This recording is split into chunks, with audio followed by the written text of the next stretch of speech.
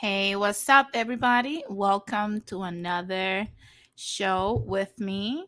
I want to start by apologizing for postponing Monday's show. I had a medical emergency with my fiance. Everything is okay now. So, thanks to everybody that reached out to me and wish him, a speedy recovery. Now, without further ado, let's start today's show, which is titled Are We Having Kids Too Soon? Before we start discussing the topic, let's start discussing certain issues that are happening in Latin America and certain news that affect our economy.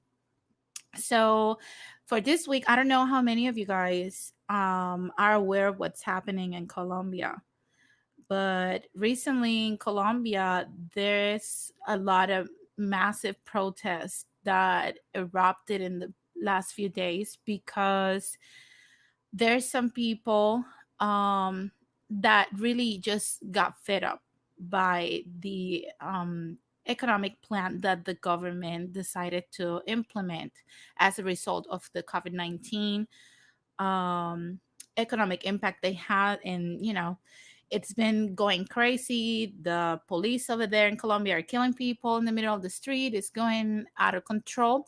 But I wanted to hi, Christina. Hi, Sundown. Thank you for showing some love to Melanie Knight.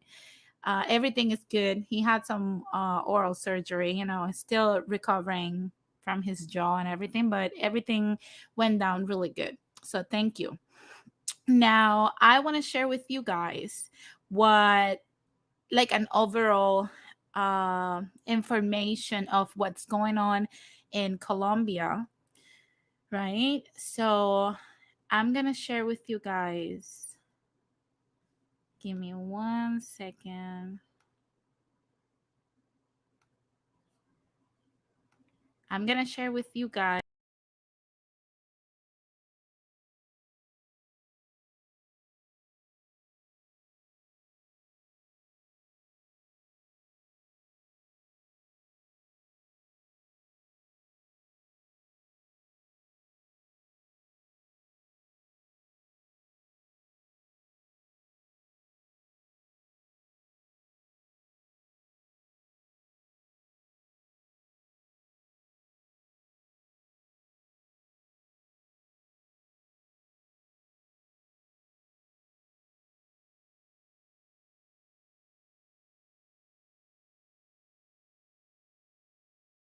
Can you guys hear me now?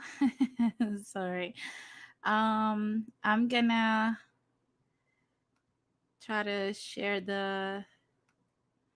Okay, let's share the tab so that you guys can see what I'm seeing.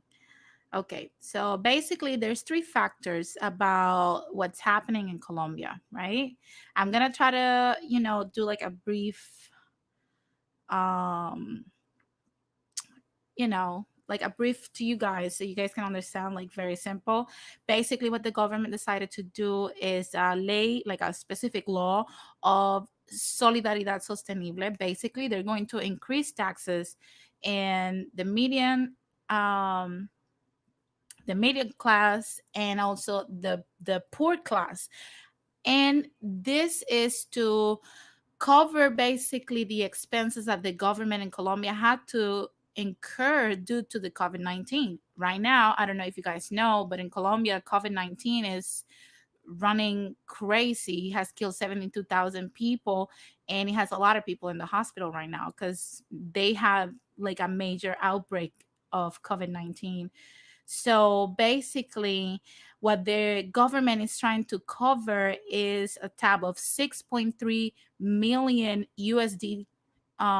So basically, it's like millions, almost billions of dollars in Colombian pesos, right? So basically, what they want to do is that they want to have, out of that 6.3 million dollars, they want the people in Colombia to cover 4.5 million of those, and the rest will be covered by the corporations. So basically, the people are going to have to cover the majority of the tab. Mind you, that in Colombia, the minimum wage is 200, I think it's 225 $25 a month. So how they're going to do this is very simple. I don't know if you guys can see. This is what I was talking about. The $6.3 million that they want is 23 billion Colombian pesos. And like I said, it's 4.5 million will be covered by the regular people, which is a 73% of the population. And the rest, 27%, will be covered by the corporations, which is completely unfair. So the upper middle class makes 663 US dollars in Colombia, whereas the poor class, which is the majority of the people, makes only $234. So I don't know how they plan, or like how long they plan on having, like a goal of reaching this. What I know is that for them to get to the $6.3 million, they want to put taxes on almost everything, and it's ridiculous, right? So right now in Colombia, you have 19% of taxes on goods that you're going to buy. Let's say you're going to buy food, or certain things like clothes or stuff that is manufactured in Colombia has 19% of taxation. Now, what the government wants to do is this new law that they just passed is add the 19% uh, of taxes, which we call IVA. They want to add that to the water bill, the light bill, the gas bill. If you have to bury a family member, the funeral home services will have a 19% tax.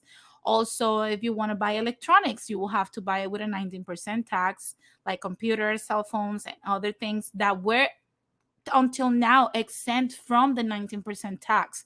So, like I said, this is a very bad bill for the people, and I understand why they're taking to the streets. So basically, on top of that, they want to add a tax to rent. So basically, let's say you make $600 a month in Colombia, or a little bit more, right? All the way up to $1.3 million. You will have to pay 1% of taxes in what you pay of rent. So if you pay, I don't know, $100, for every $100, you have to pay $1 of tax. And if you make $4 million a year, you will have to pay 2% of rent tax. So basically, what people are doing is that they are taking to the streets. They decided to start protesting this because they already feel that the government has a financial boot on their necks. Because basically, in Colombia, you don't get paid much, right? So what the Colombian government decided to do, instead of, helping the people or coming to like a happy medium, because let's not forget, people also got hit by COVID-19. Just because the government invested some money in the people or had to buy resources to fight the pandemic, that doesn't mean that these families are not going through the same situation. We are all going through like a financial issue one way or the other with the pandemic, because we were not ready for it, and nobody that we know lived through a pandemic before. So, with that being said, on top of all this situation that we're having with the people, we're having the government trying to take more of the money from their pockets to put it into the national debt. So, what the government decided to do is not to talk to its people or to come to, a happy medium. No, they decided to then start shooting people, and they have killed many so far because they're protesting to, have a shot of recovery after this pandemic. So, let me know your thoughts in the comment section and the chats if you have any questions regarding this topic. In my personal opinion, I would have protested this too if I'm in Colombia. I'm in solidarity with them. That's why I have the flag. I don't know how many of you guys saw it, but to be honest with you, I would protest this too. I feel this is extremely disrespectful. This is a humanitarian crisis at this point because, like I said before, these people are already poor. We don't need to impoverish the Colombian community even more. So if you're not aware of what's happening in Colombia, try to reach out to, if you have Colombian friends, if you have social media, take the issue to social media, share it so that you can create awareness and we can, stand in solidarity with the Colombian people. Okay. So without further ado, let's start discussing today's subject, which is, are we having kids too soon? And I want to start this topic by saying that if you have kids already, if you have kids too young, I'm not coming for you. If you're too young and you're planning to have kids, I think this subject might be very useful to you because you will learn the cost of having a child and you can make more intelligent decisions as to when, where, and how you plan on making this investment. Let's not forget that children obviously cannot work, they don't generate any income, so we are their providers, and obviously that comes with a price tag, and we have to find out today. We're gonna find out today how big of a price tag that is, right? So let's start with how much is raising a.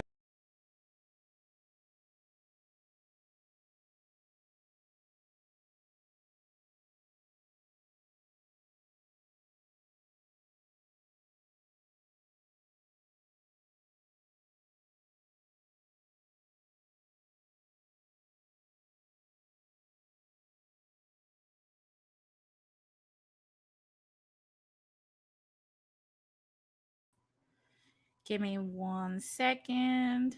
I'm gonna share with you the information I have found today. And basically, what I have found, yeah, La Princess, I'm having a little bit of technical issues here, but I'll try to come back as soon as I can. I'm gonna share with you guys the cost of raising a child today. Basically, the cost of raising a kid, and this is including public school and public assistance, right? Raising a kid from ages 0 to 18 is 233,610. So basically 233,610. So basically you have to think about, like, for 18 years you will have to find a way not only to provide for yourself, but to generate this amount of money to provide for your kid. Now, we will have a lot of people that will say, well, I mean, you don't feel the impact at once, or I was raised with less than that. I want to remind you that even in the 90s, the cost of raising a child, if you look it up, was half of what it is today. This is 2018. I don't even want to think about when things skyrocket now again with the inflation that's coming our way, with all the money printing that the government have to go through with COVID, right? So this number might even jump and become even bigger. So now imagine if you have 2 or 3 kids. I'm sorry. We're talking to close 500,000. So you have to think about, basically, that my approach here on my channel is more about business and how can you start being more, like, money fluid and stuff. So give me 1 second, guys. Give me 1 second.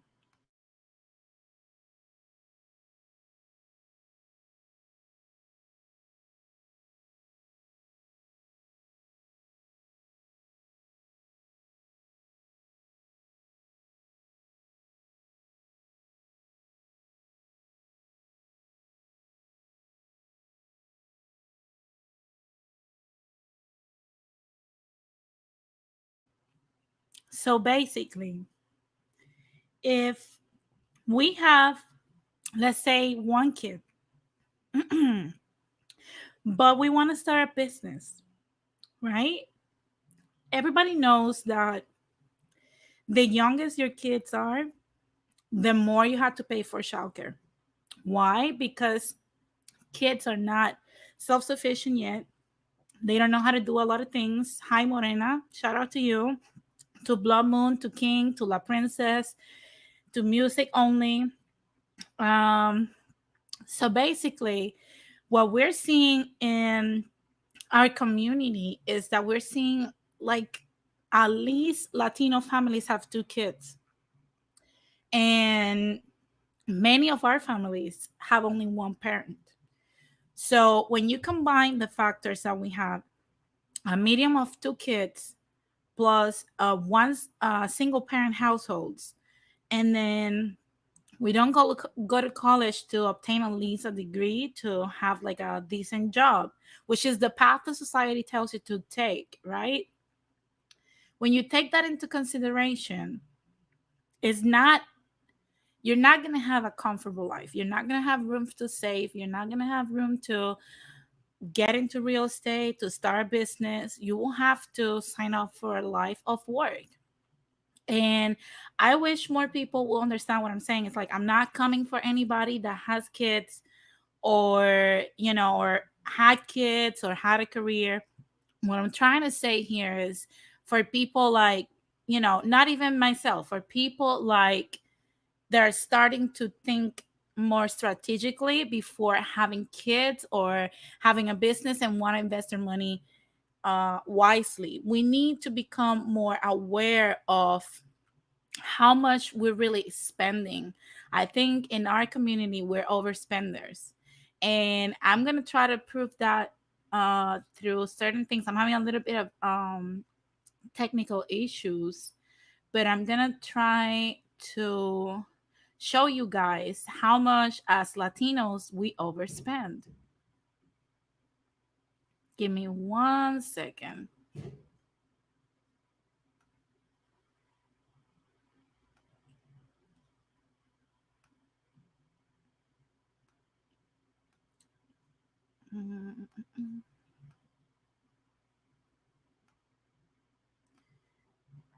So it says Hispanic American households will outspend white households in their lifetimes, making 2.5 million in purchases on average.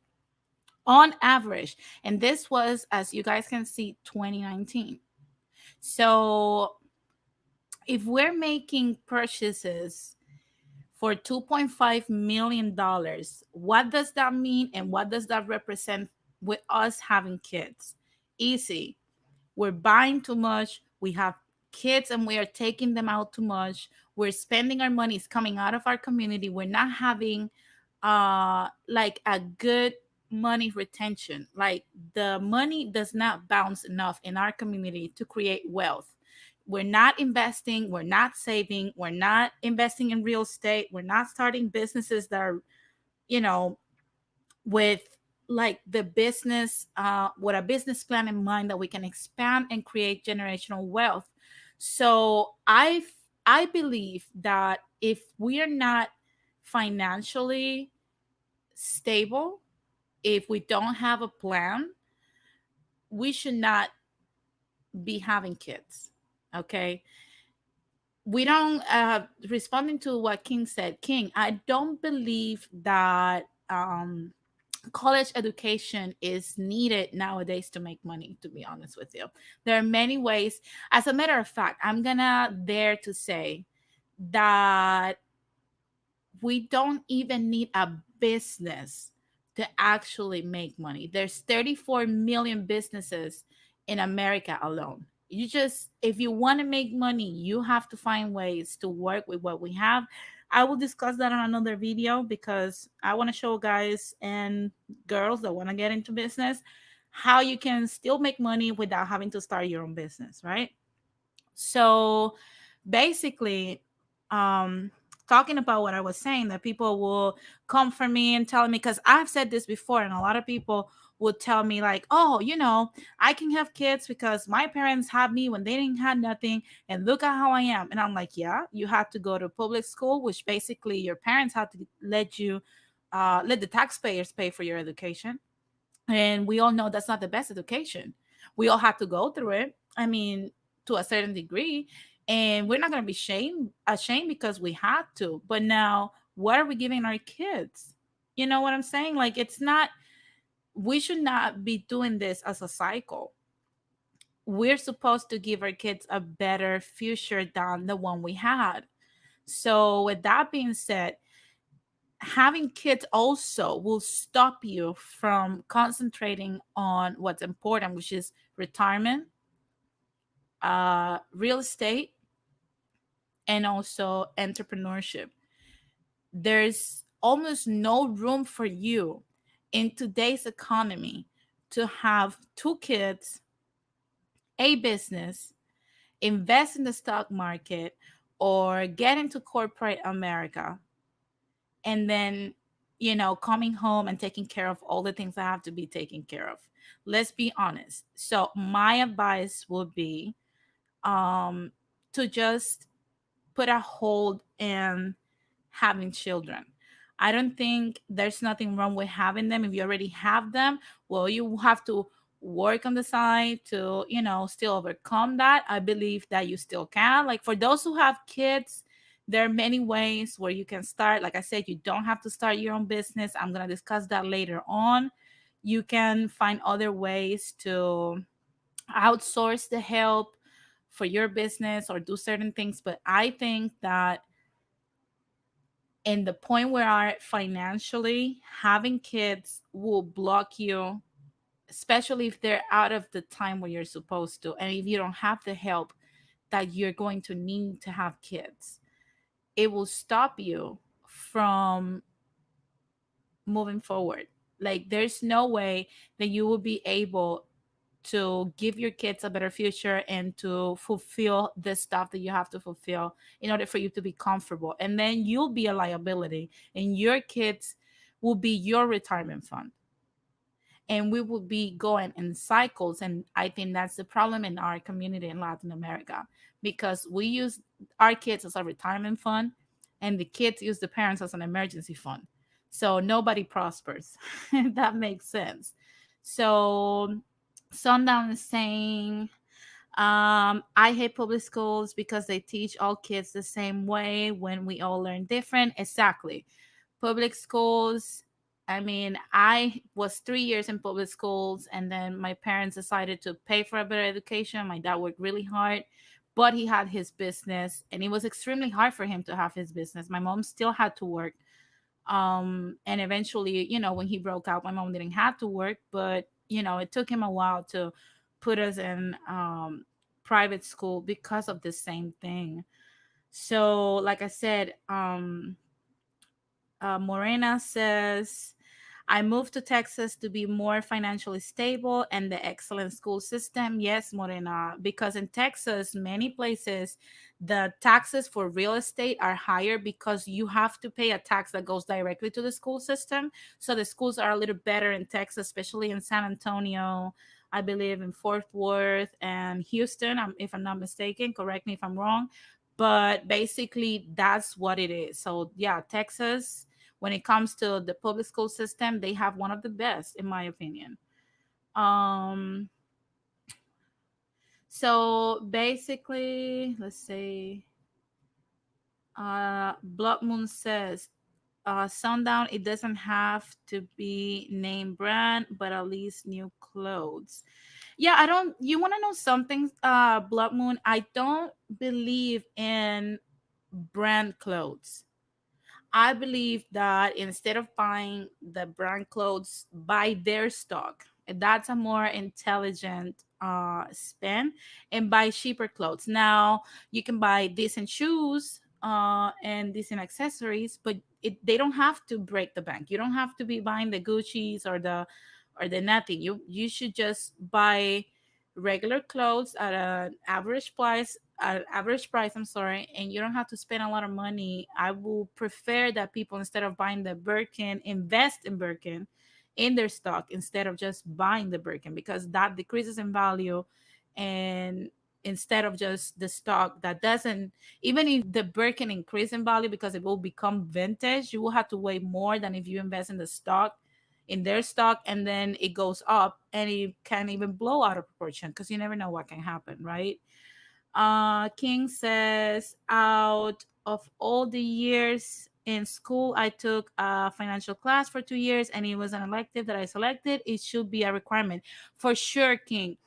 You know what's crazy? My mother-in-law told me like a few years ago that she wished in school there were teachings about how to get your credit score right, how to purchase a home, how to start an IRA, how to buy stock. And it's true.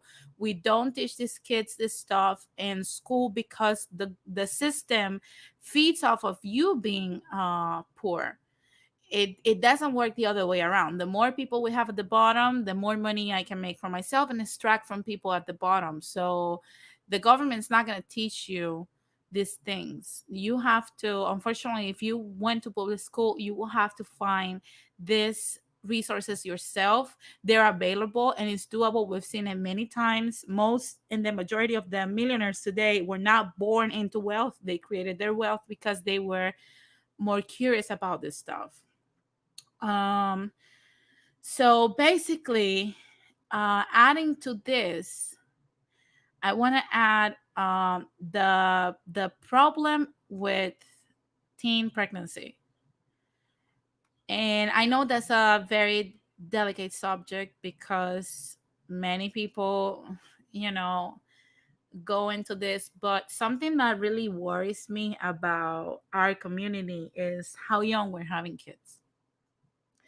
I think when we're young, we have the most energy and we don't have as much wear and tear to actually go and get shit done. I believe we should not be having kids before 27 years of age because first you don't have your shit together. Second, because those are your broke years and I think you should not give your kid your broke years, right? And on top of that, you're not you're wasting all of your prime years with your energy and the fact that your mentality is more open minded to go get stuff. You're using it and wasting it on just raising kids and you can postpone that to where I'm sorry, you're more prepared to actually do this. And I will wish, that's another thing that I will wish in Latin America, we will delay till after 27 so that we can make smarter choices, because then later on, once the babies are here, we cannot necessarily take care of them. And we're seeing the majority of Latin America going through like a lot of problems because we're having kids and then we have to go live with other people because we can't afford life anymore. Life is getting more expensive, things are getting more harder, and until we figure out life, I believe we should not have kids. Blood Moon says, I was ready to have children by 21, but wasn't financially ready. Exactly my point, Blood Moon.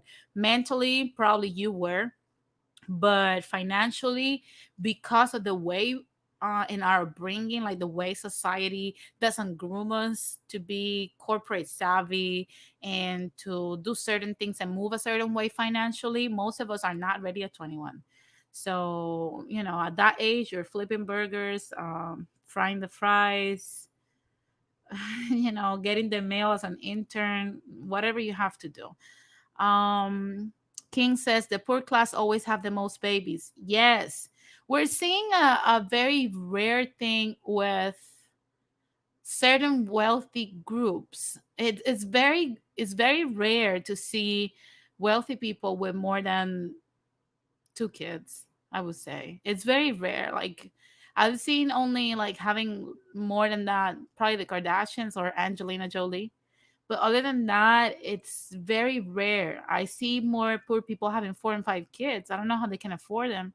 But yeah, you're absolutely right. It's mostly poor people, the ones that have the majority of kids. Why is that? I do not know. It's crazy.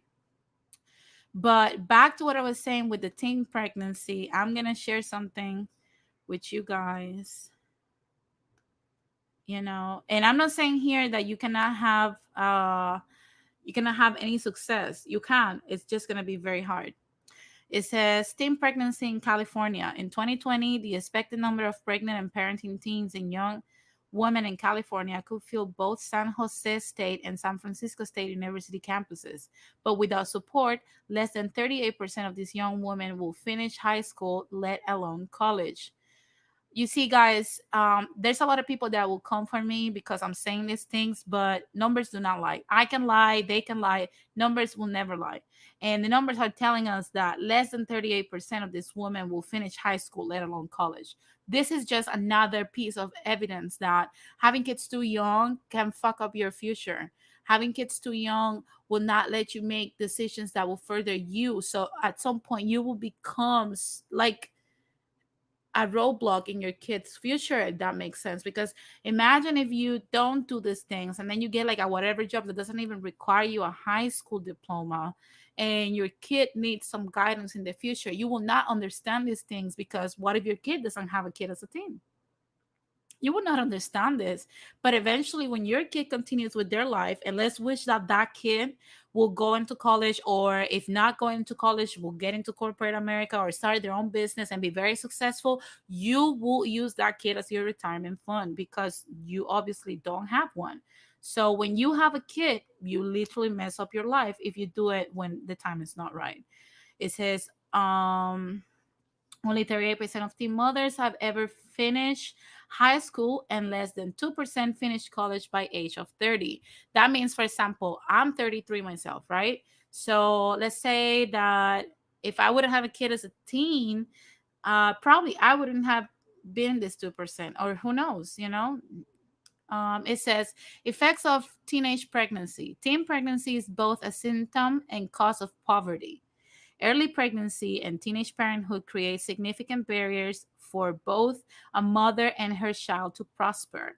When young families are supported with access and connections to opportunities, they're able to break the cycle of poverty. Hmm. It says teen pregnancy disproportionately affects young women of color. 2 out of 3 babies born to teens in California are born to Latinas. So basically, we're the most given birth as teens. This can be found in the National Center for Health Statistics. And it says, and low income teens make up to 83% of teens who give birth. Damn. This can also be found in the California Research Bureau. While the overall teen pregnancy rate in the United States has dropped, there remain communities and neighborhoods where teen pregnancy rates remain high. These are predominantly under-resourced communities of color. The Young Women Teen Resources Inc. come from come from low income communities. 94% of them are women of color, and many are from immigrant families. In addition to the challenges and stigma associated with being a young mother, Think Success Inc. members are faced with further complexities, including housing instability, limited access to healthcare and reproductive health information, emotional and physical violence in their homes, relationships and communities, lack of access to affordable childcare, and racism and discrimination. Now, going back to what I was saying before, the problem in its majority, we just read that 2 out of 3, based on statistics, right? 2 out of 3 of these teenage pregnant moms, unfortunately, are from our community, right?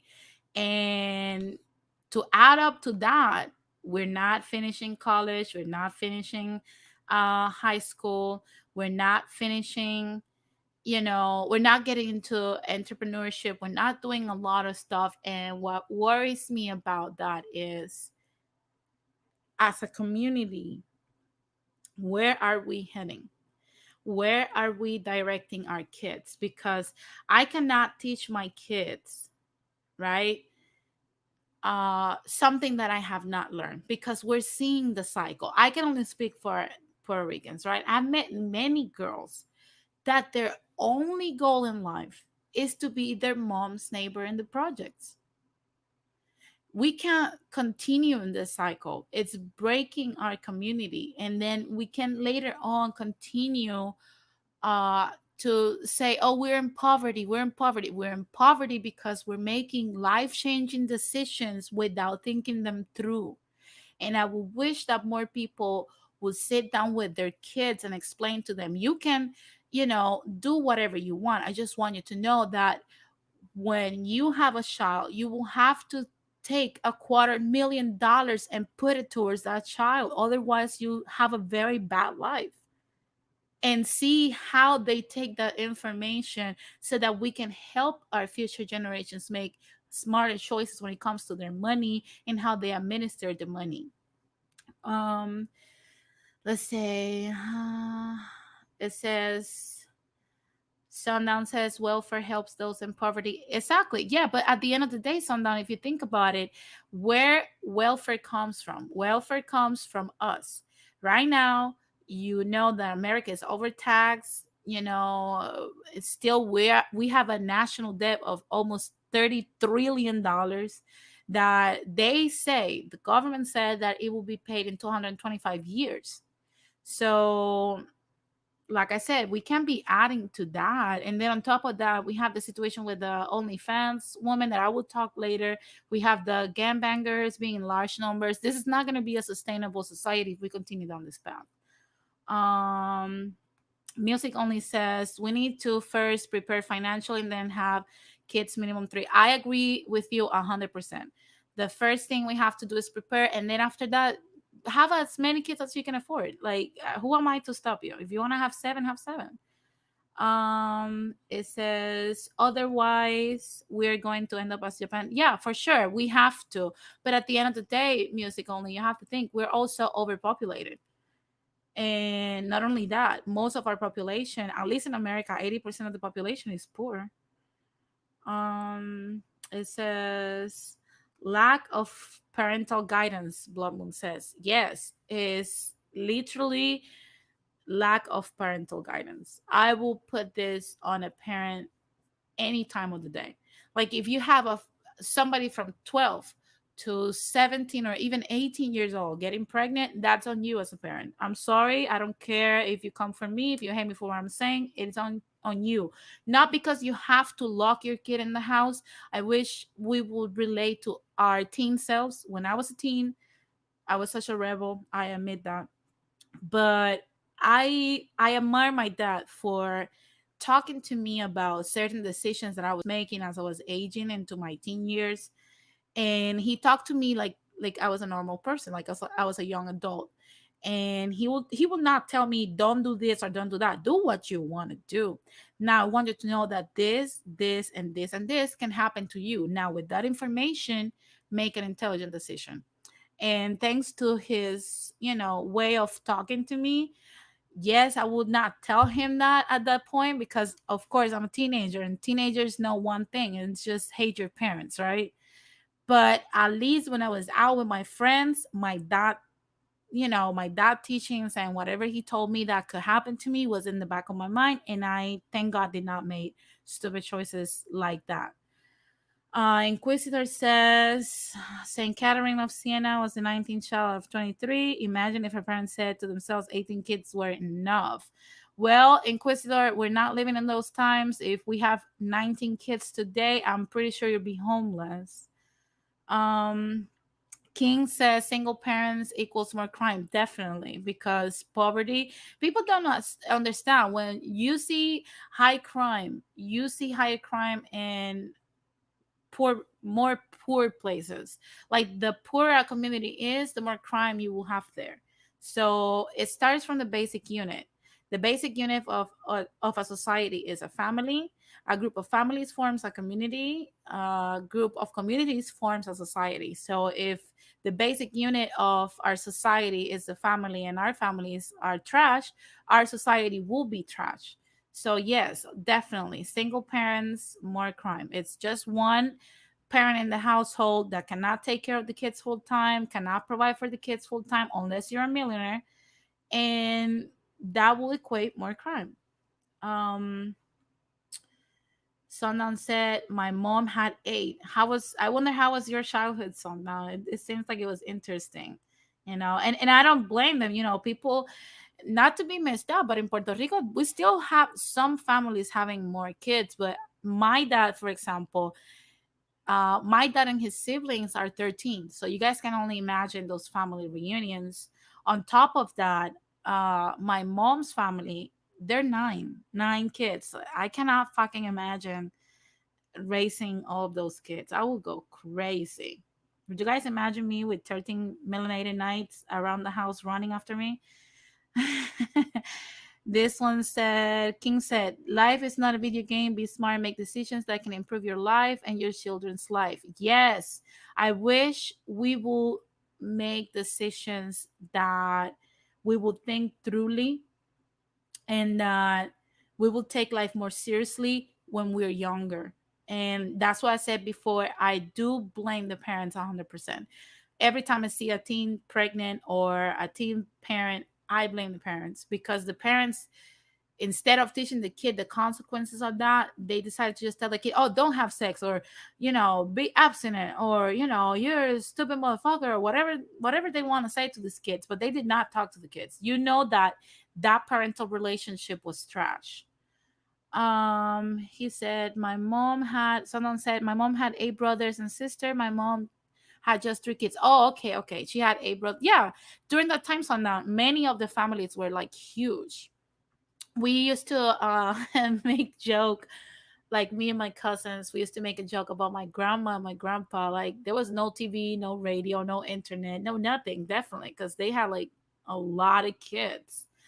Blood Moon says many parents also work late and are not home to watch their children. That is true, Blood Moon. Now imagine if, as a parent, you will sit down your kid and you will share with your kid what life is about, what finances are about. You will sit down with your kid and you say, hey, you know what, I work late, I know I'm not here to supervise you, and I know you're being sexually active. Let's just talk about how much it costs to raise a child, like a child, and how much you will need to have a home, you know.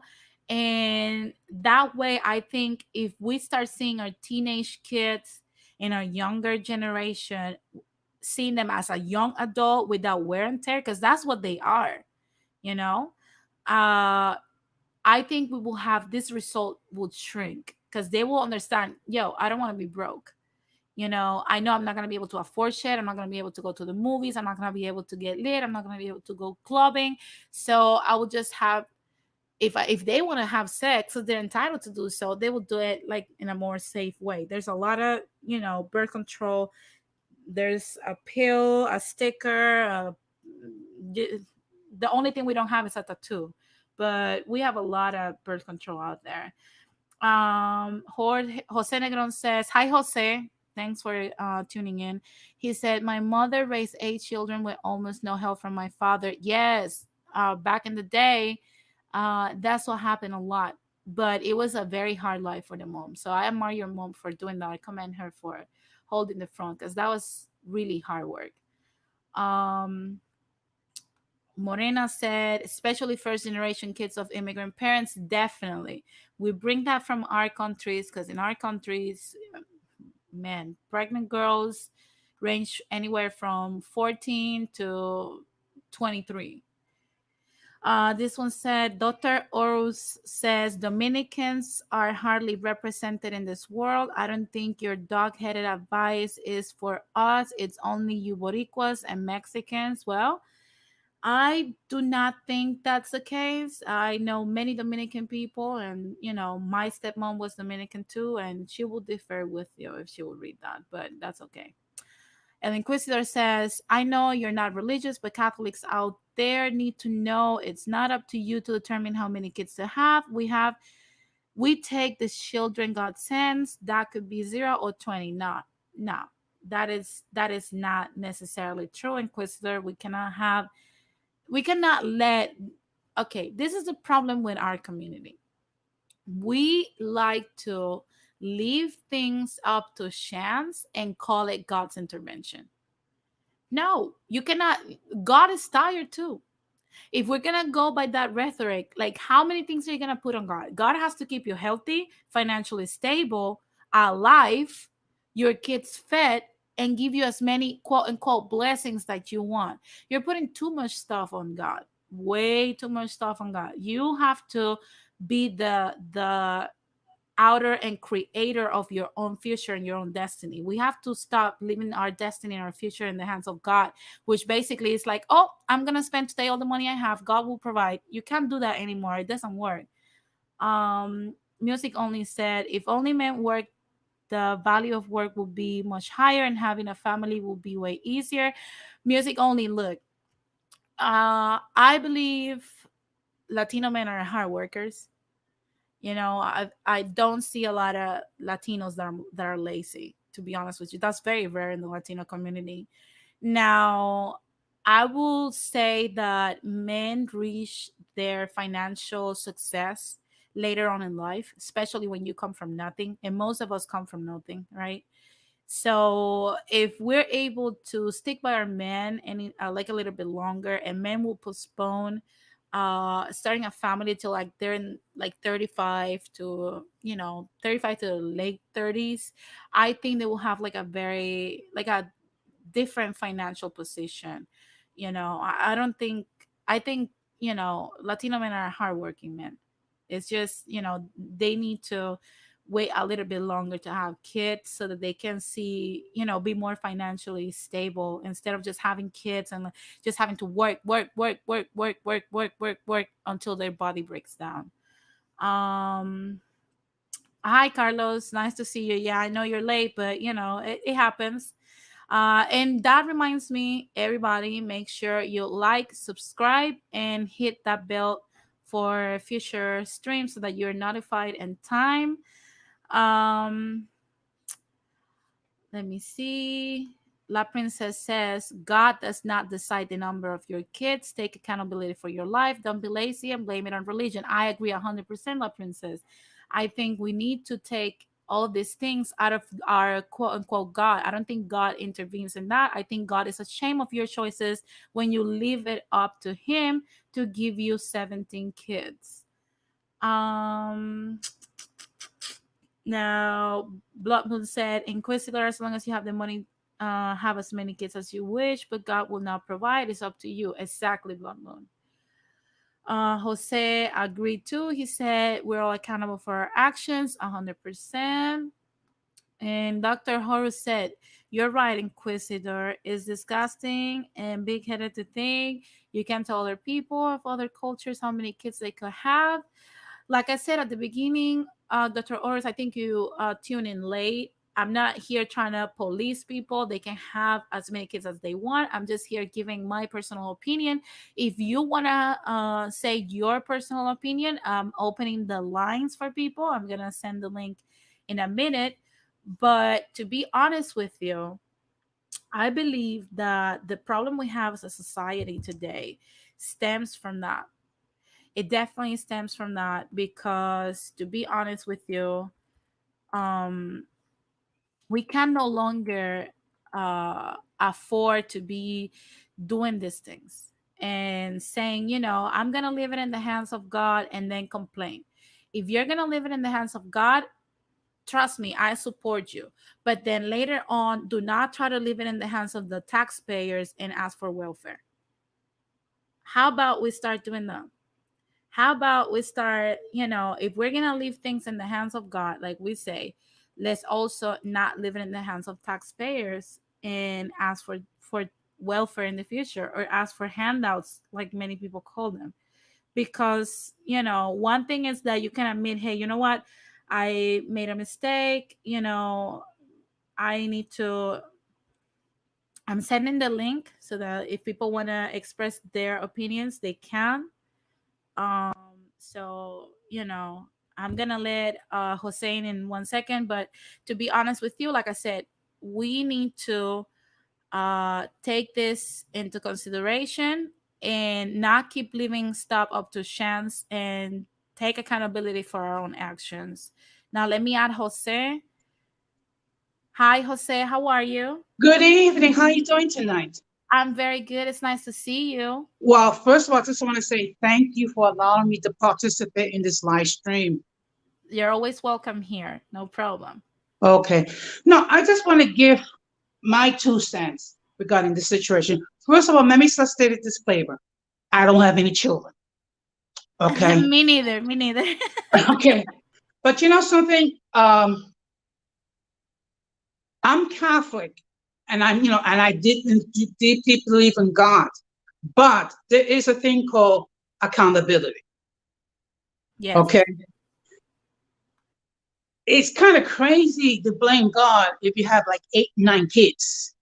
It's not like God forced you to engage in intercourse or engage in intercourse without taking the necessary precautions to make sure you don't get pregnant.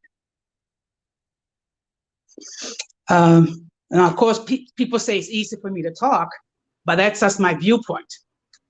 Yeah, for sure, for sure. It's like I said, it's always the people that messes up their lives or that do not understand what we're saying that will come at us and blame us for what we're saying, which is like take responsibility, take the reins of your life, you Mhm. know?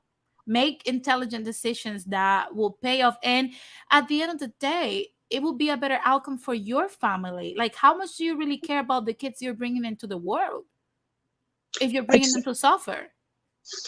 and let me tell you, raising children is very expensive.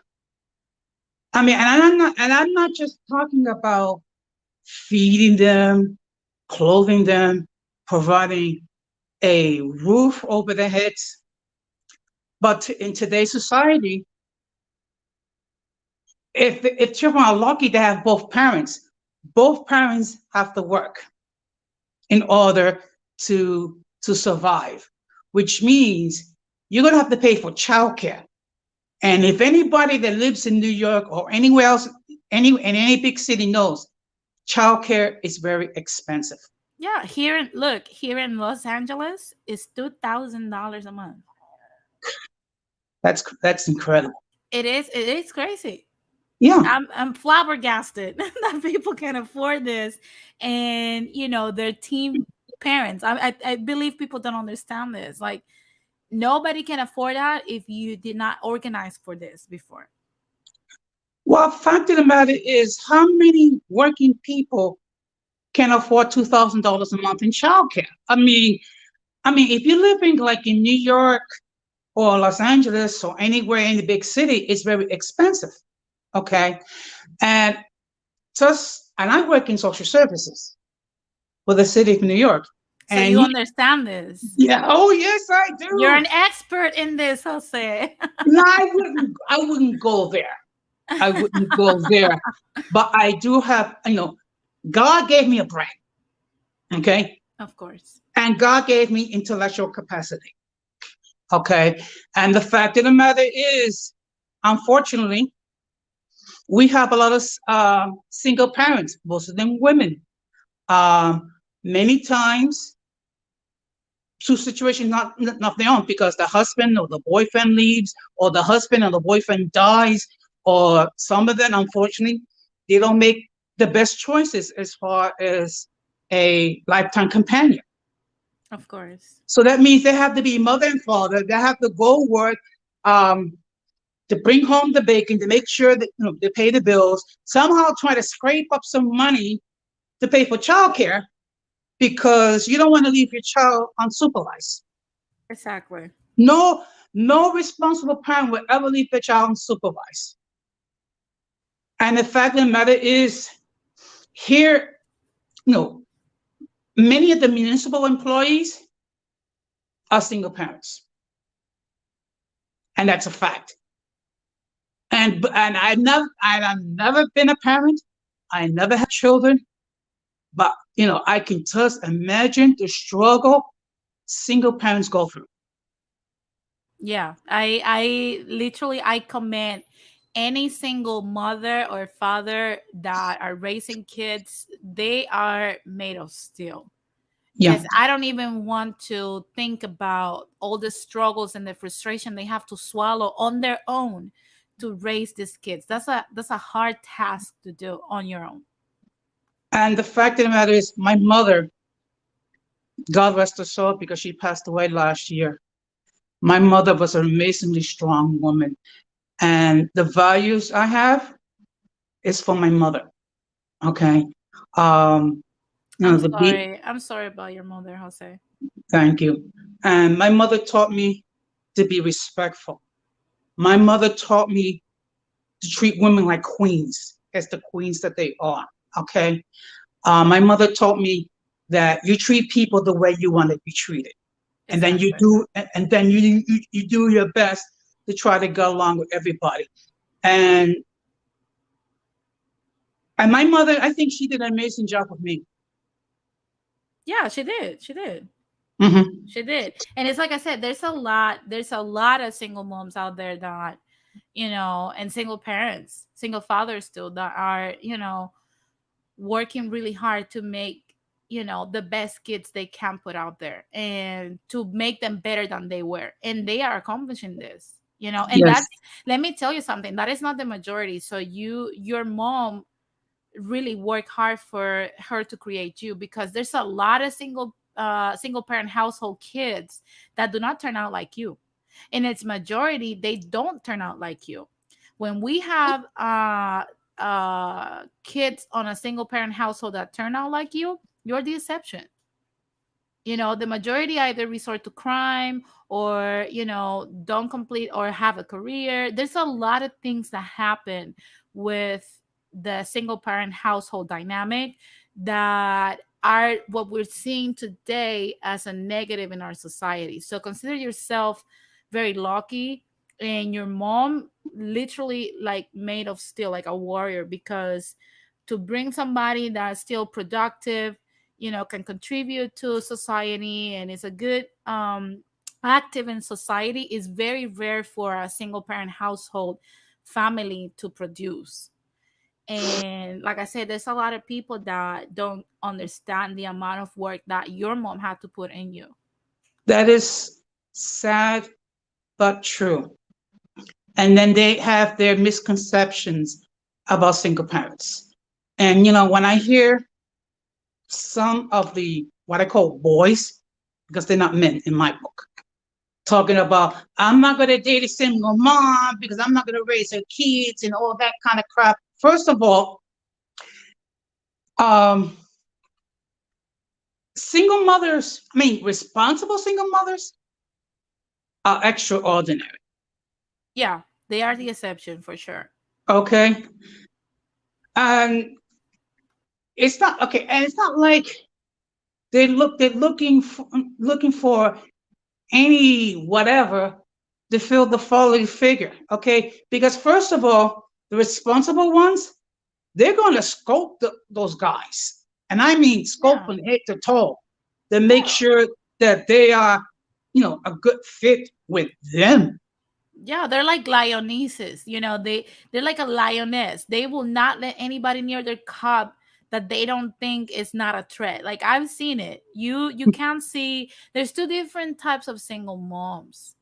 Yeah, It's They're single moms. The majority are just mediocre, and like they're single moms that rather not even date.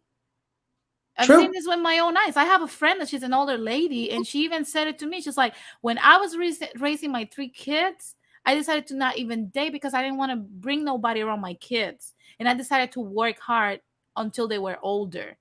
So that's very rare. The majority of this single parent household dynamic is, I will think about me. I was young. I made a mistake. I was young and dumb. I'm going to party. I'm going to do this. I'm going to do that. And to be honest with you, it's eating up the community. Yes, It is. It yes. is. And let me tell you something. If I do come across a single mother, I will tell her, please scope me, please examine me, okay? Yeah. Because you know why? Because people of character do not fear close supervision. Yeah, of course. Of Okay. course. Of course. And when you see a mom doing this, like you have to give kudos to her because that means that she cares about the end result of her kids. Hmm. You know, Salvi, I'm sorry to interrupt you, Jose. Salvi, in this show in particular, I'm gonna say something to people that I don't know, have to cam up. I'm not gonna allow anybody that I don't know to have just a picture. So if you want me to let you on, I need to see the person I'm talking to. Otherwise, I won't bring you up because I don't know you. This is not a channel for trolling. We have very serious topics here, so you have to cam up. I need to see the person I'm talking to.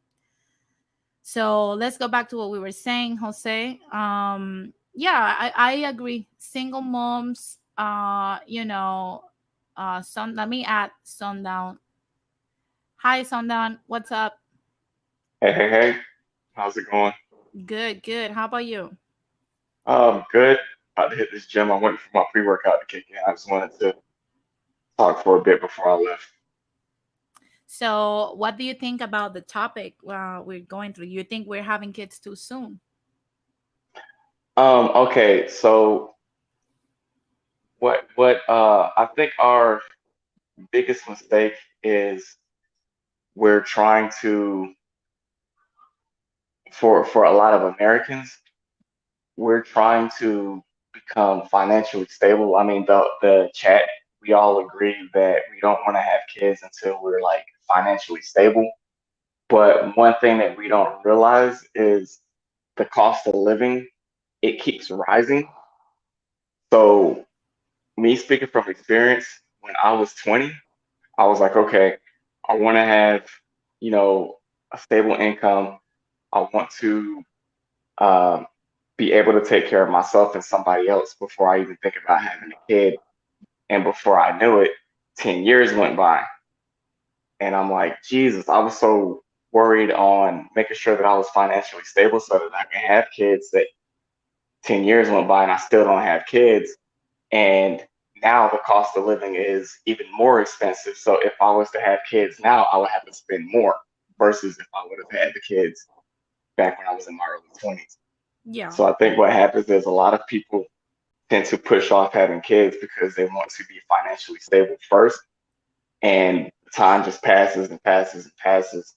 And before you know it, you're stable, but you still don't have enough money to take care of kids because of the cost of living. I mean, but don't you think that, for example, I'm going to take me as an example. I postponed having kids precisely for that because I went to college to be a sound engineer, and that's a very demanding career when it comes to time, and you have to move to look for opportunities to so many places, right? So I was in no way capable of, having a kid in my 20s.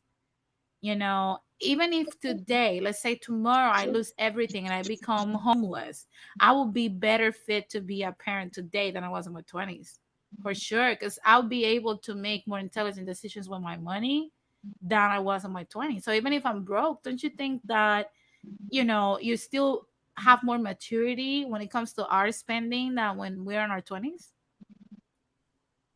Yeah, it's true. Hmm. Jose, you wanted to add something? I saw you like moving your head when No, someone was talking. you know what? I think, the maturity level should increase as we get older. Sometimes it doesn't. Sometimes it goes into reverse. Yeah. Um, why? I mean, unfortunately, people don't think about what's going to happen 5 years down the road or 10 years down the road or what have you. Yeah. But for the majority, as you get older, one should be more mature. Yeah. Like I said, I never had kids. I was married once. I got divorced.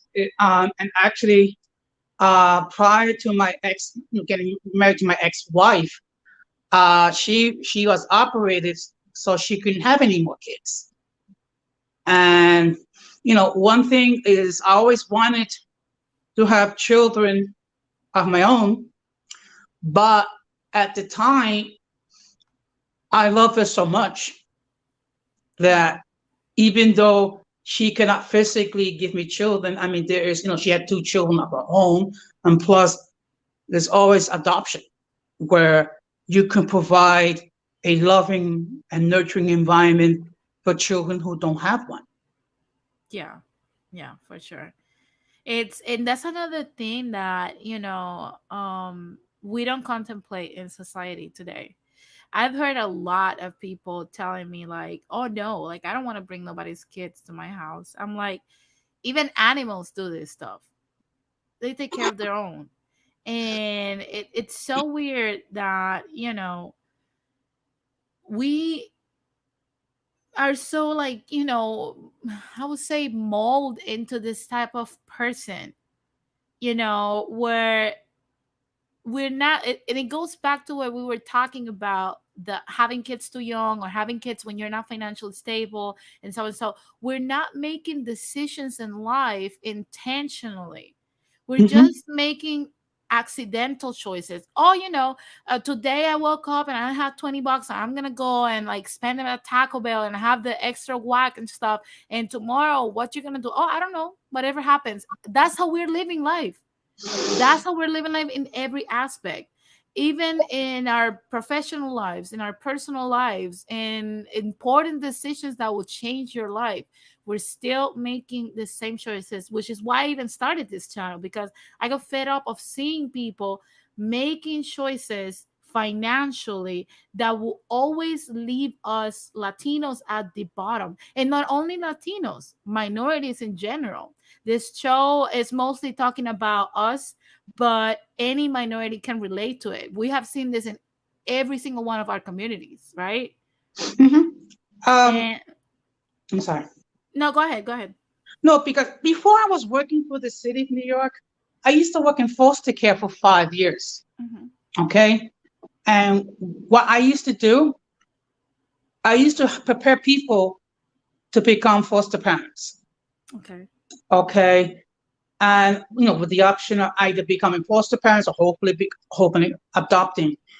And a lot of people, though, they don't understand the concept of foster care and why it's needed, because unfortunately the biological parents are not prepared, to provide a safe and nurturing environment. So what you have to do is you have to remove these children and put them in another home where hopefully the people are responsible, Yeah. that will provide a nurturing environment until the point when the biological parents can get their act together. And if they cannot get their act together, that find people that will be willing to adopt them. And I use this analogy as an icebreaker. Okay. Imagine in the middle of the night, the authorities came. They had the authority to remove you from your home physically and put you in another environment with people that you don't know. Hmm. Now imagine as an adult going through that. And then you think about, imagine that as a child. Yeah. Okay. That's tough. That's really tough. Yeah, I mean, and the reason why I said that, because I wanted people who become foster parents or adopted parents to take this seriously. That you're not doing this to get just to get an adoption subsidy or a foster care subsidy. What you're doing is you're taking on the responsibility of providing a safe and nurturing environment for a child. Some of them may have many issues. Yeah. We're talking about children that have been sexually abused. Yeah. We're talking children that have been physically abused, neglected. Okay, Yeah. so they're messed up to begin with. Yeah. Okay, and now they're hoping or even praying that the people that are going to look after these kids, they're going to provide a nurturing environment for these kids, and sometimes they're even worse than the parents. Yeah. But you know what, Jose? I think it's because people do not understand, you know, what a foster parent being a foster parent means. I Mm-hmm. think, they don't understand that the kid is not going to trust you. The kid is not going to like you for at least a year or two. And that's normal. What it will make him psycho to love you the first time they see you, you know? These are kids that were victimized by an adult that was supposed to love them. Hmm. So they're going to be paranoid and skeptical. That's a normal human reaction. And then Correct. when you connect them to another person, it's going to take for them a while, and they're going to test your love in every way possible before they can even trust you. And I think a Hmm. lot of foster parents do not understand this dynamic, and they sign up for this and end up re-victimizing these kids. You are Yeah, so you're a better man than me, man. I guess two professions I couldn't be in is like child protection and like working with animals, like abused animals. I just couldn't do it because I'm well. pretty sure you've heard some horror stories. Well, the fact of the matter is, there was such a huge turnover in the agency that I work with when I finally left to start working for the city of New York.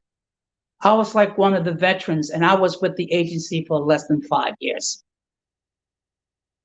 because it's very hard when you work in that environment, and then you're trying to educate people who wish to become foster parents, and you're trying to relate to them that these are children, they're hurt, they're needy, they're not there to give you a check. You are there to be the surrogate mom and dad until hopefully, with God's grace, the biological parents can get the act together. Do you think, in your opinion, Jose, do you think that, because that's something that always irked me. Do you think these parents that, get their kids removed because they were unfit, do you think they'll really, do you believe in the rehabilitation of these parents, or you think that that's just a fantasy? Okay, I'm going to be honest because part of my bias is based on my religious upbringing. Okay, so I'm going to state that off the top of the head. I always believe there's always a possibility that a person can reform. However, the person has to have the desire to do so. And unfortunately, not everyone has that desire to reform themselves.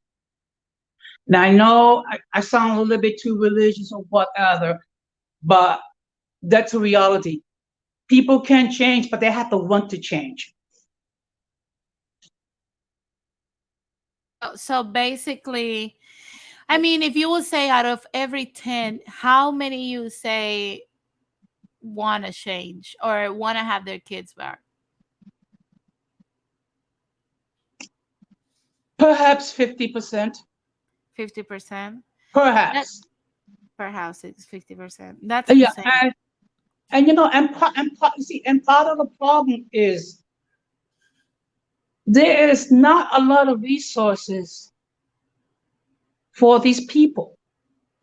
As far as parental skills, anger management, financial management, because unfortunately, for people of color, there's not that many resources. Now, I'm Yeah. sure if there's some Caucasian up, they're going to say I'm anti-white. I'm not being anti-white. I'm just being real. Yeah, because you have seen this with your own eyes. Yeah, you're keeping it real. Hmm. It's insane. Yeah, It's true. Go ahead, Sundown. I have pride. I have a lot of pride, man. It's like I don't want anybody giving me a handout, especially like with my kids. Those are my kids. I want to do everything that I can to take care of my kids, and that's one of the reasons why I didn't have kids because it's like I wanted to make sure that I could be there to take care of them. I don't want somebody else taking care of my kids. You know how they say if you can't raise your kids, the streets will or the police will. Yeah, yeah, and it's true. I agree. Hmm. I agree with that. It's Go ahead, Jose. Unfortunately, not everyone thinks that way.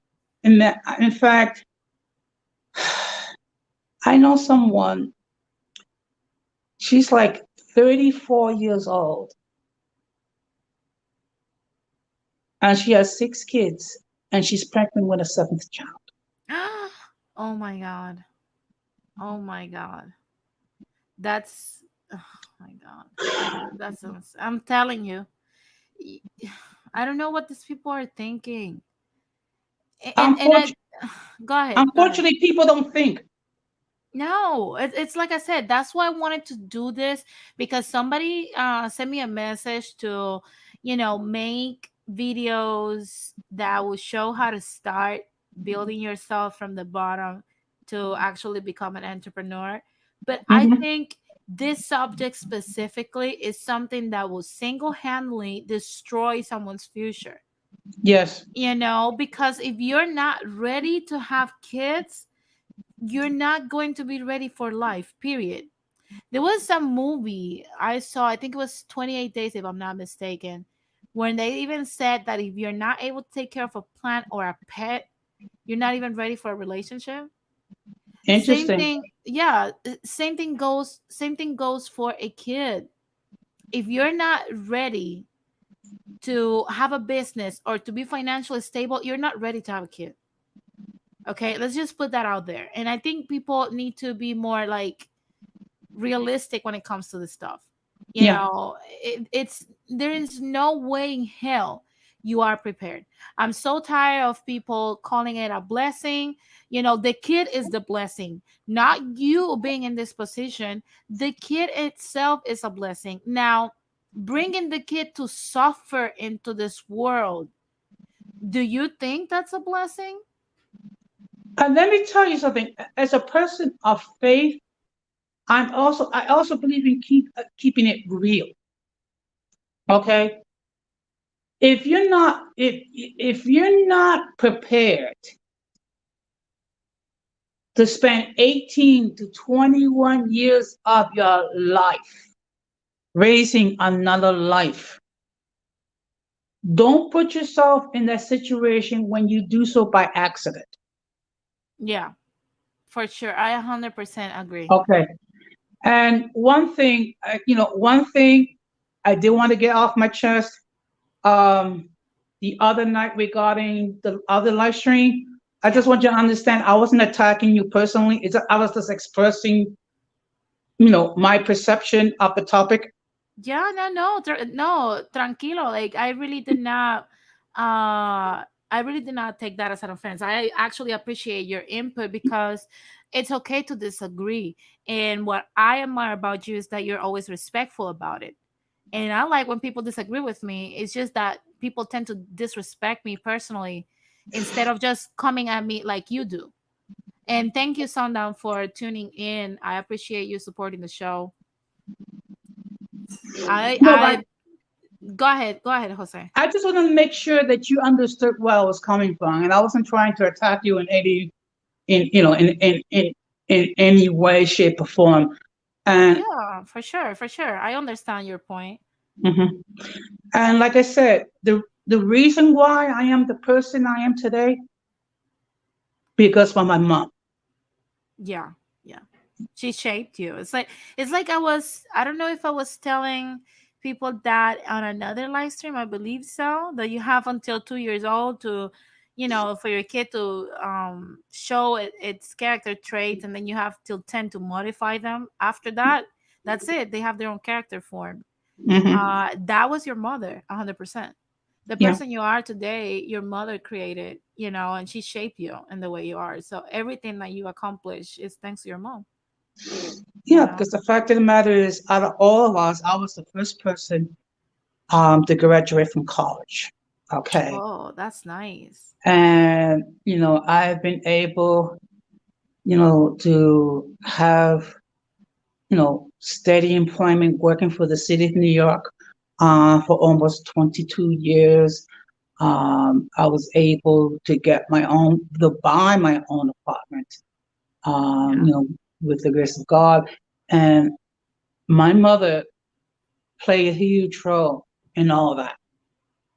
Yeah, yeah, I imagine. It's like I said, your mom is part of the selective group. I don't, like I said, if you compare yourself to your counterparts of other kids your age raised by a single mom, you will find that you don't have a lot of things in common because you're not the typical result. So, it's like I said, your mom took that like a champ and shape you. Yeah. That's not common. That's not common. And I wish more women like your mom will teach other single moms how to do it, and other single moms will listen, Hmm. which is a problem because many don't. And it's always like, oh, let's go party, let's go, meet this cute dude, and let's keep jumping from man to man and doing crazy stuff and overspending and not thinking.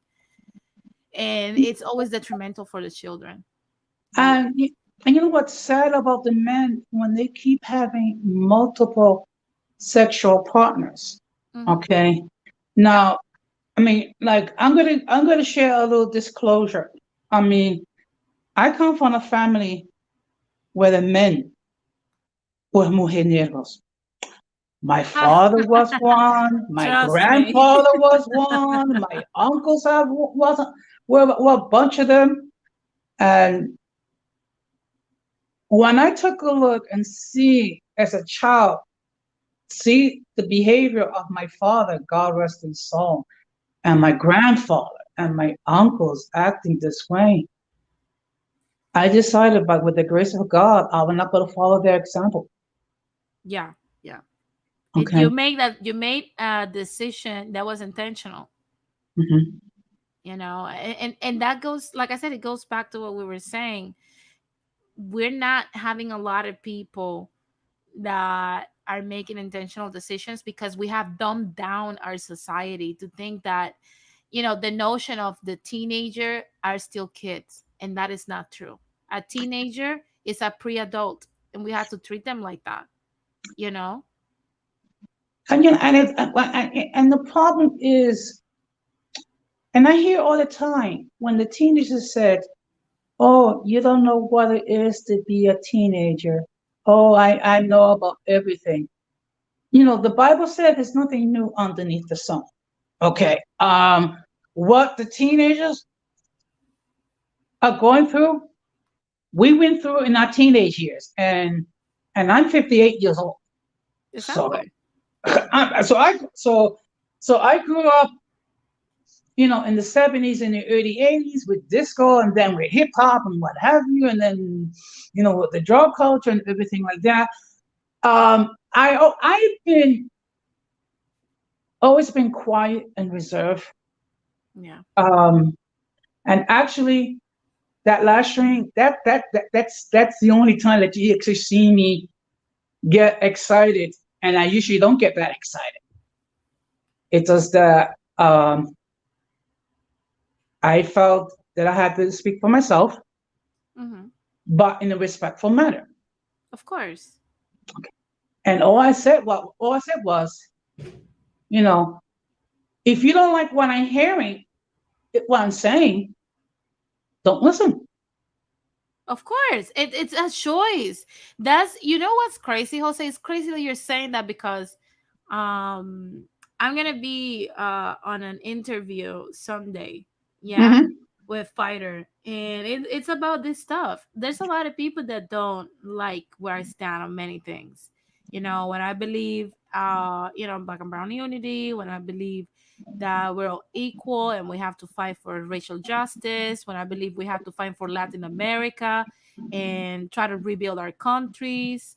A lot of people don't disagree with the way I look at things, and I'm like, I'm not trying to make people agree with me. You can disagree with me, go about it in a whole different way.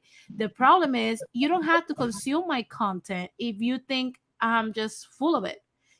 People can always keep scrolling and look the other way. If they think that they don't agree with what you or me are saying right now, they can even just go to another stream, right? True. And and you know something, I think if I had come into the stream earlier, Mm-hmm. maybe I might have had a different perspective. Okay. Probably. Probably. Okay.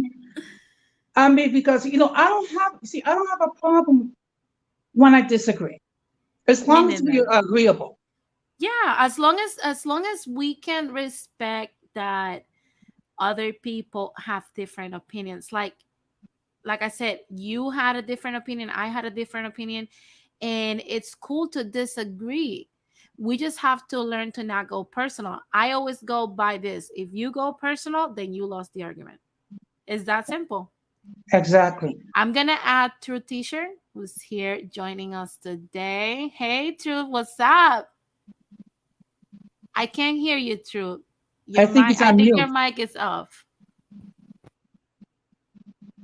No, I can't hear you. Let me unmute you here. Mute you and unmute you. Hold on.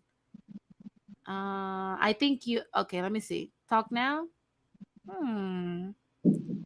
Why I can't hear you?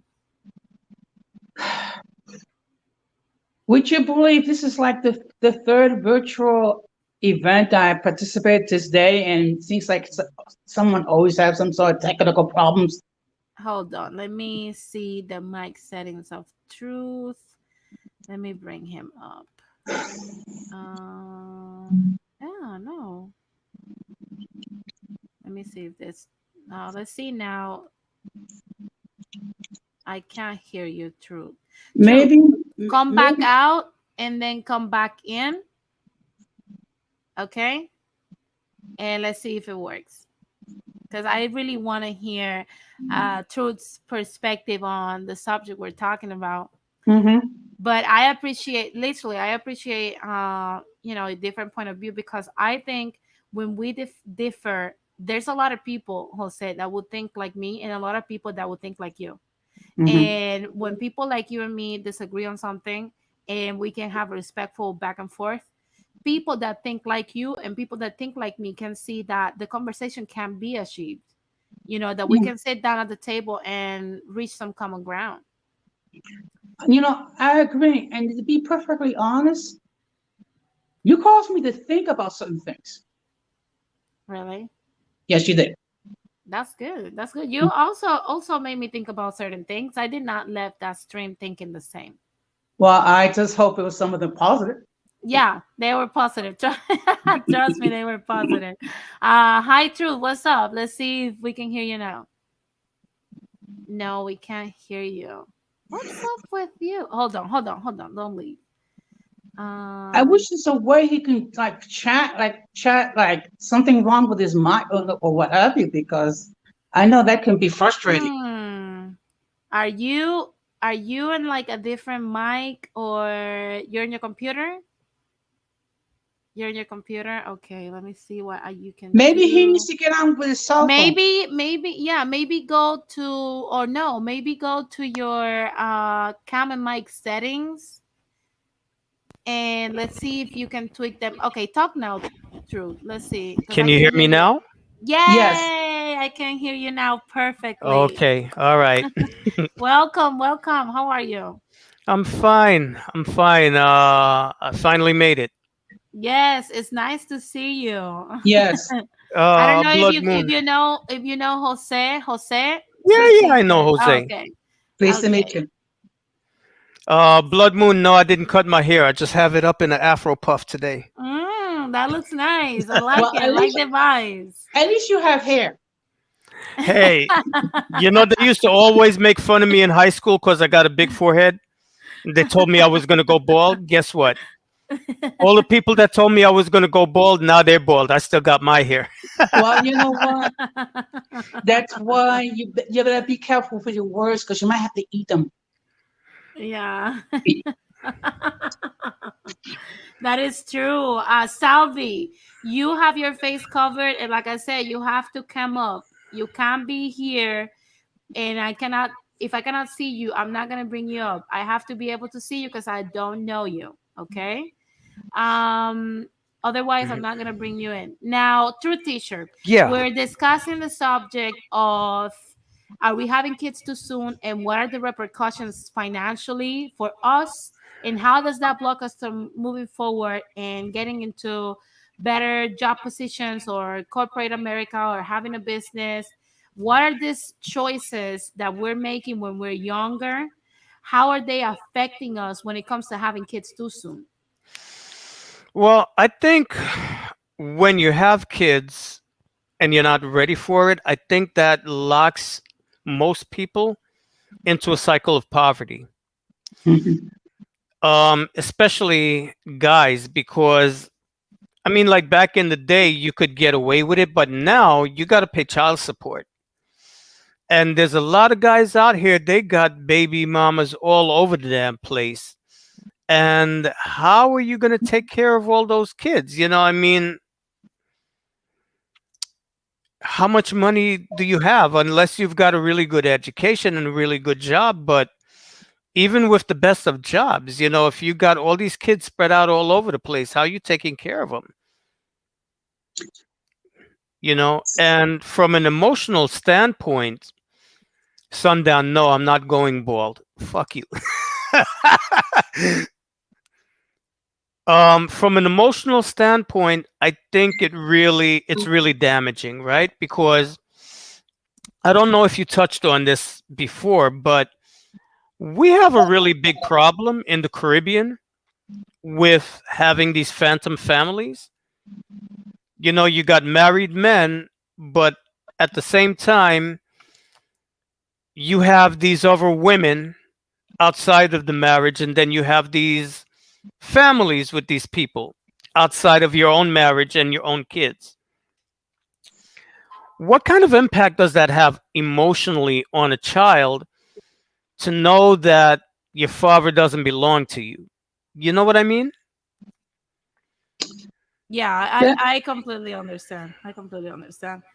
So basically, do you think that having kids too soon can also result in you blocking your financial stability? Of course. Okay, okay. Because I mean, like, okay, if you're going to be responsible for these kids, means you got to get out there and you got to work. Yeah, Um, if you want to pursue higher education, how is that going? It's just going to make it a lot harder for you to be yeah, able to do that. of course. Listen, I went back to school. I went back to school. I was like in my late 40s, right? So I'm 54 now. So do the math, subtract, and go back. I went back to school in 2015. The only way I could do that was because I had, family helping me out, you know? So I was lucky. But if I didn't have that, like, I would have never been able to do it. Now, how you gonna, if you're Yeah, younger and you don't have anybody helping you and you're not getting financial aid like that, how are you going to be able to put yourself through school? yeah, you need a So, plan. exactly, and Yeah. it's difficult. And I see, like, for a lot of mothers too. I mean, I remember the first time I was in school, Hmm. there were a lot of single mothers who were like really putting themselves through school, and they were on welfare, but they didn't have any intention of staying on welfare. You understand what I mean? Yes, yes. But They then just want Yes. to Bill make a Clinton, career out of it. exactly. But then Bill Clinton came around and he completely restructured the welfare system. So now, in order for you to get welfare, you had to have a job. Yeah. But how are you going to have a job and go to school full time and take care of a kid? No, you can't. That is very difficult, if not impossible. Yeah. Yeah. So there were a lot of women that got, like, they just got the rug pulled from underneath them. Yeah. And Yeah. listen, I made a very deliberate decision. Well, I knew I didn't want to have kids. Um, I just don't have the emotional wherewithal to deal with that, and I don't want to end up on the 11 o'clock news.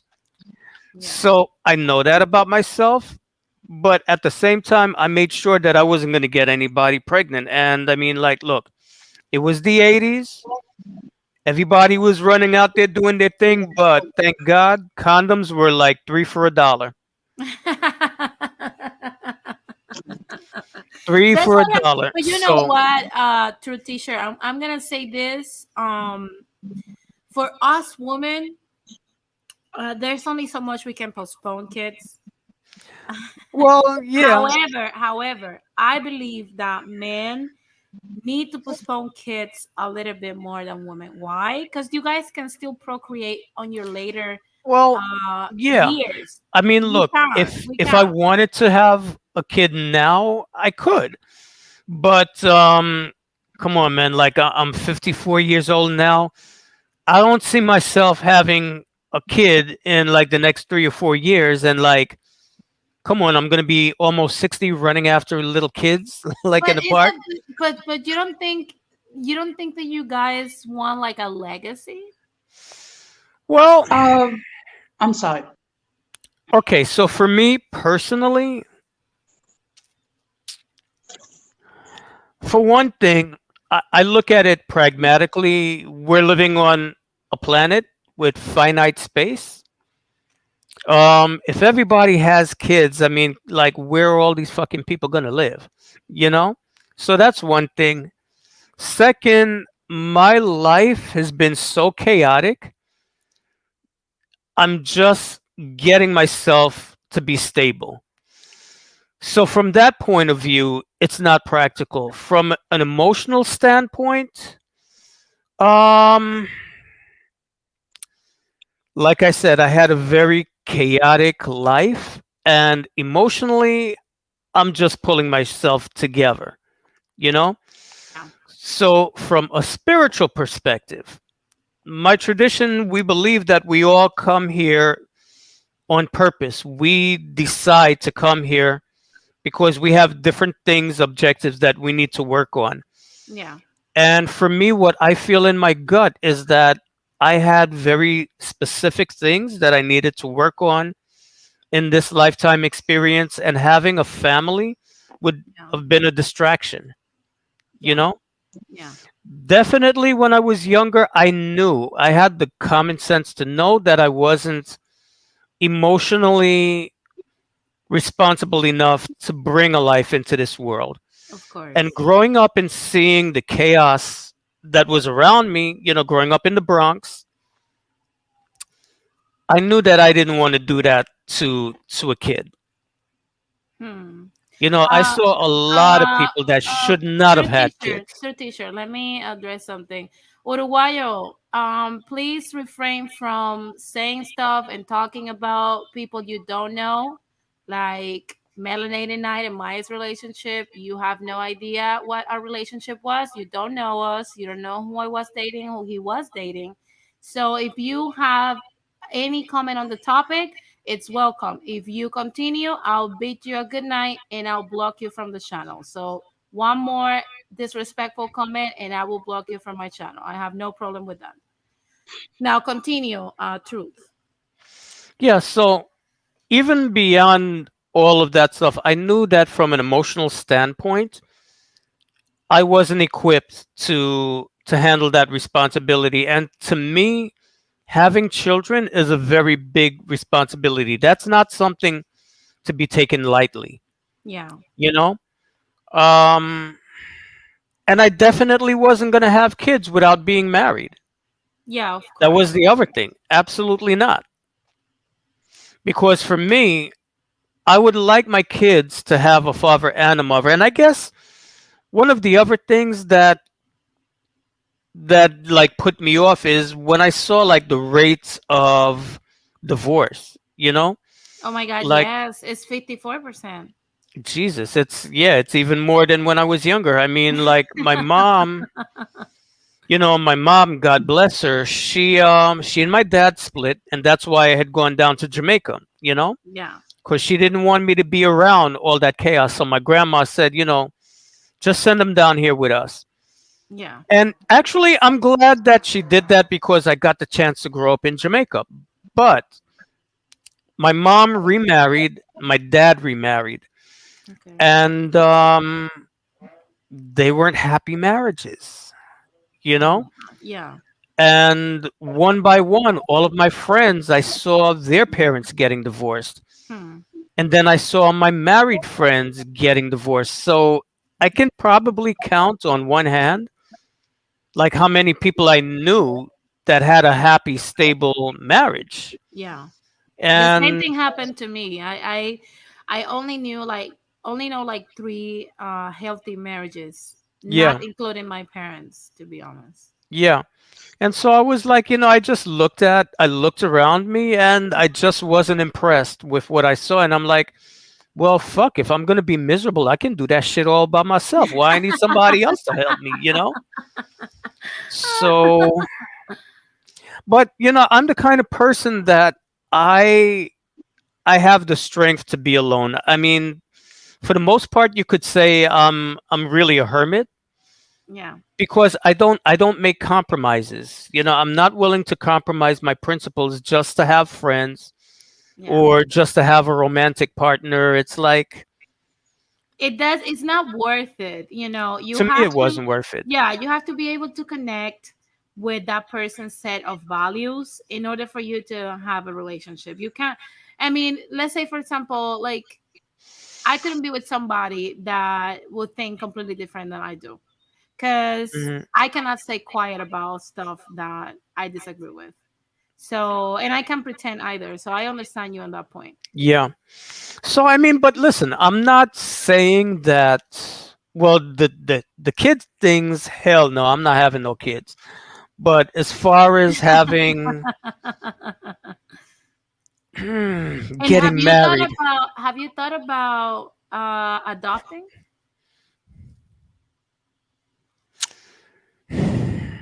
it's popped into my mind. Okay. But I would I wouldn't want to have a kid, like even adopted, like and just be a single parent. No, But what you if know. you were to marry?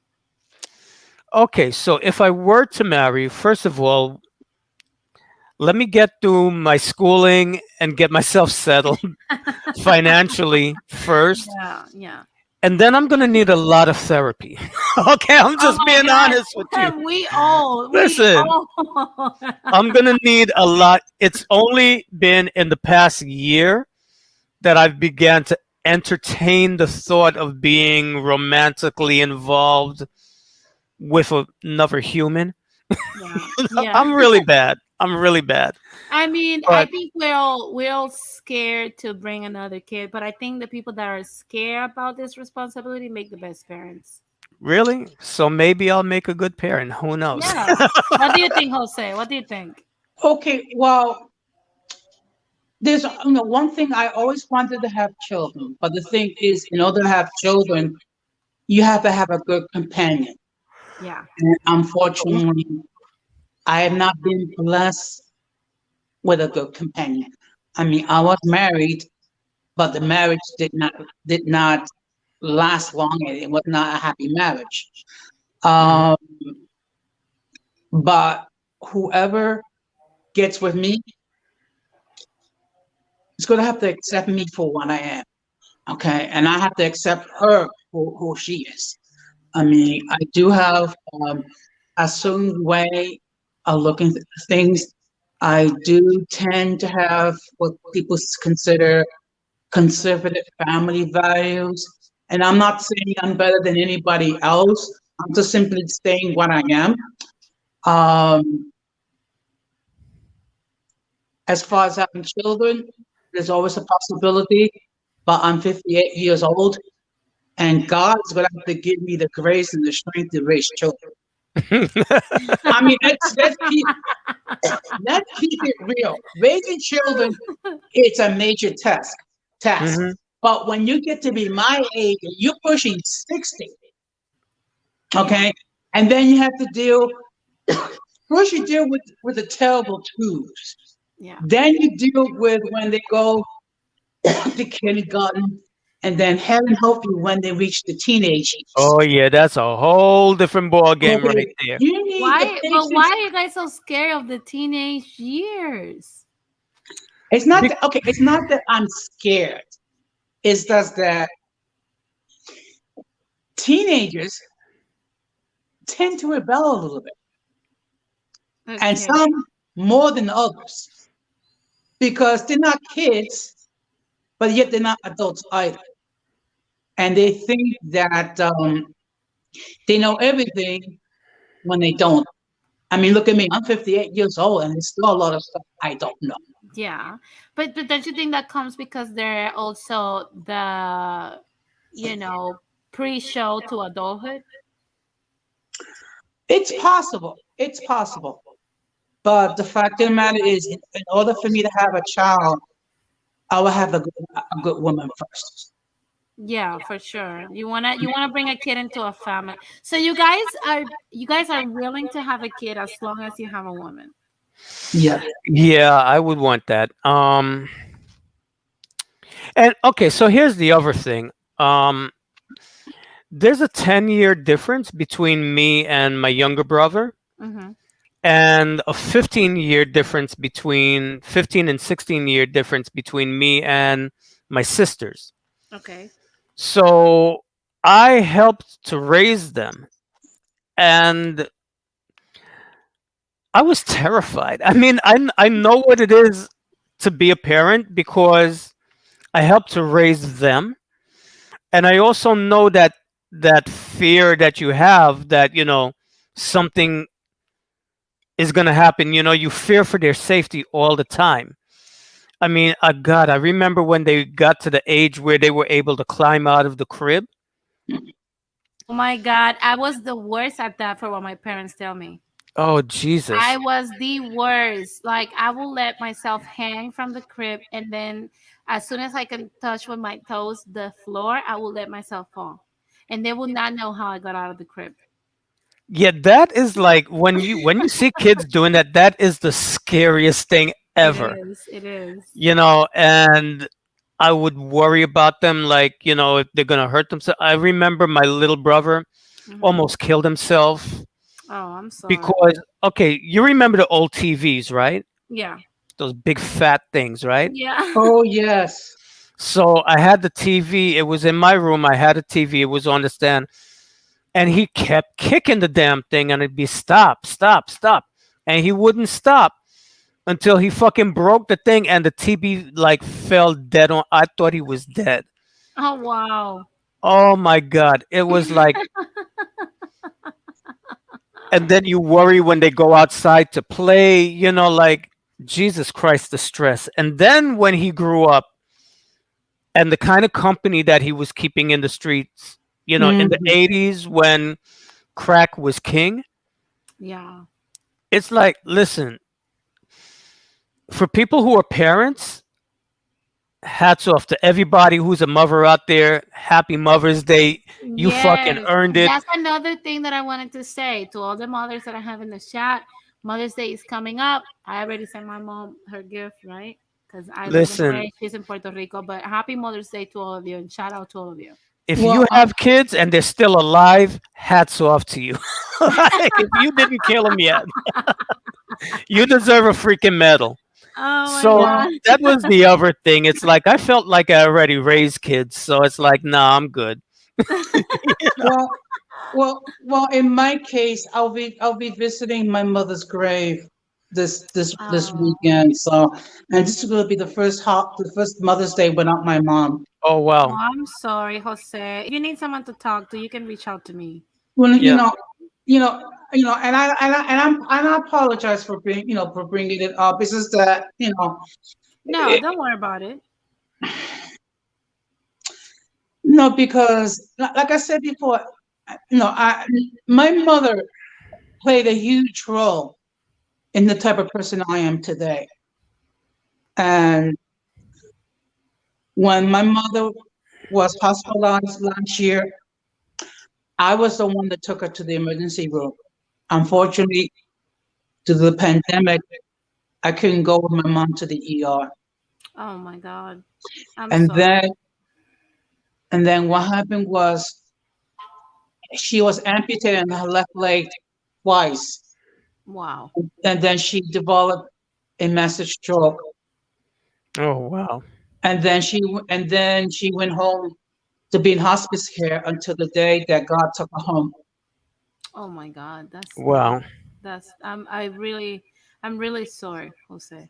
Mhm. Yeah. That's really tough. That's why I said I think I'm going to do, by the way, Sunday an early stream for Mother's Day where we can Hmm. share thoughts about our mothers, especially if our mothers are like in other Yeah. countries or our mothers pass away, you guys can all tune in. It's gonna be Sunday early morning, so that we can share like a Mother's Day special. So you're all welcome, I appre- I to come. appreciate it. And in fact, this Saturday will be first time visiting my mother's grave since the funeral because I just couldn't, bring it, um, to the point when I'm able to see the grave because there are days when I actually break down in tears. Yeah, Yeah. Well, it's it's still a not. year. Yeah, it's too This is fresh. gonna be this is gonna be 2 years for me. Oh, Well, I'm I'm so. Yeah. sorry to hear about that. My mom, she went on her birthday. Oh, wow. Yeah, and but Mm. hey, mom is with me. She's in the kitchen right now. She wanted to be cremated, so Oh, okay. she's her urn is there on the ancestor shrine, and I see her every morning. I give her her candle and her cup of coffee, you Yeah. know. But it's a feeling that you can't listen. There's no words that you can put to something like that other than to say it's a vacuum. Wow. And then the sad part was 6 months prior, my oldest sister passed away. Oh Oh, wow, wow. you got a double whammy. Yeah. Jesus. Yeah. Not a good double whammy. Wow. No, But definitely a tough one. okay, at the risk of sounding preachy, Hmm. God is good, and He helped me to deal with all that, and, with passing of my oldest sister and then my mother, and in my family, I had visited seven funerals. Three of my brothers have passed away. My older sister passed away. Both my parents have passed away, and one of my nephews. And what it taught me is to value each day and not Well, take it yeah. for granted. Yeah. I mean, my mom, she had had a massive stroke. She was in a nursing home. I was really trying hard to get her out. And she had a second stroke. And, I was helping her to rehabilitate again. And I thought that maybe I had like 5 more years with her. And she had the third stroke. And she just didn't want to, she wanted to leave. After she had that third one, it was when I realized her, I saw her the day before because I would go and visit her every day, you know? Hmm. Um, I moved her out of the nursing home that she was in, which was. I'm glad she didn't die under their roof because I think I would have really lost my mind if she did with that place Mm. because they had even took me to court because they were trying to take custody of her away from me, Oh, wow. and she was in Harlem at it's called Isabella in Washington Heights. Hmm. Mhm. So I was doing my clinical training at Harlem Hospital, so I'd go see her like in the morning before I went into the hospital, and then after I finished my rounds. And she, at that point, she had lost her sight, and she just, when they stop eating, they don't want to be here anymore. Yeah, for sure. For sure. Mhm. But I saw her the day before because I would always go and I would like comb her hair like every week. And she was just trying to get out of her body. She just didn't want to be here anymore. And that's when I realized that like I had to stop fighting and I had to let her go. And I prayed that night. I said, okay, God, you know what? I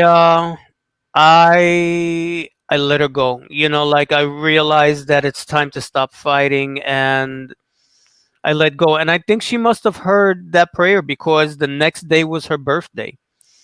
And I went to go see her, and like 10 minutes before I got there, she left. Oh, wow. Wow. And That's but I'm glad that I had gotten her into, yeah, Blood Moon Isabella was really, that was a really good place. I'm glad that I had gotten her into Isabella because She had the most beautiful attendant working with her, and I couldn't have asked for a better, more loving person to be with her than that. So,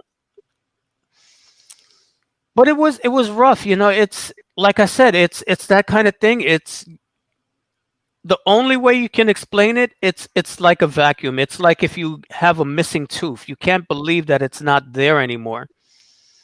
And I see my mom's picture every day, and I look at it, and I just can't. Even though I got her urn right there, it's like I know that's not my mom. That's just her ashes. Yeah. That's not her. And I can't believe, like, looking at her picture, like, I can't believe my mom. I mean, she used to be all up and down 170th Street every day.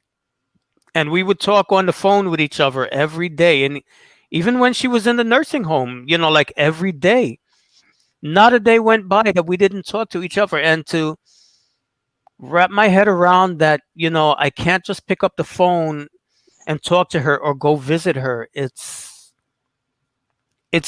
unreal.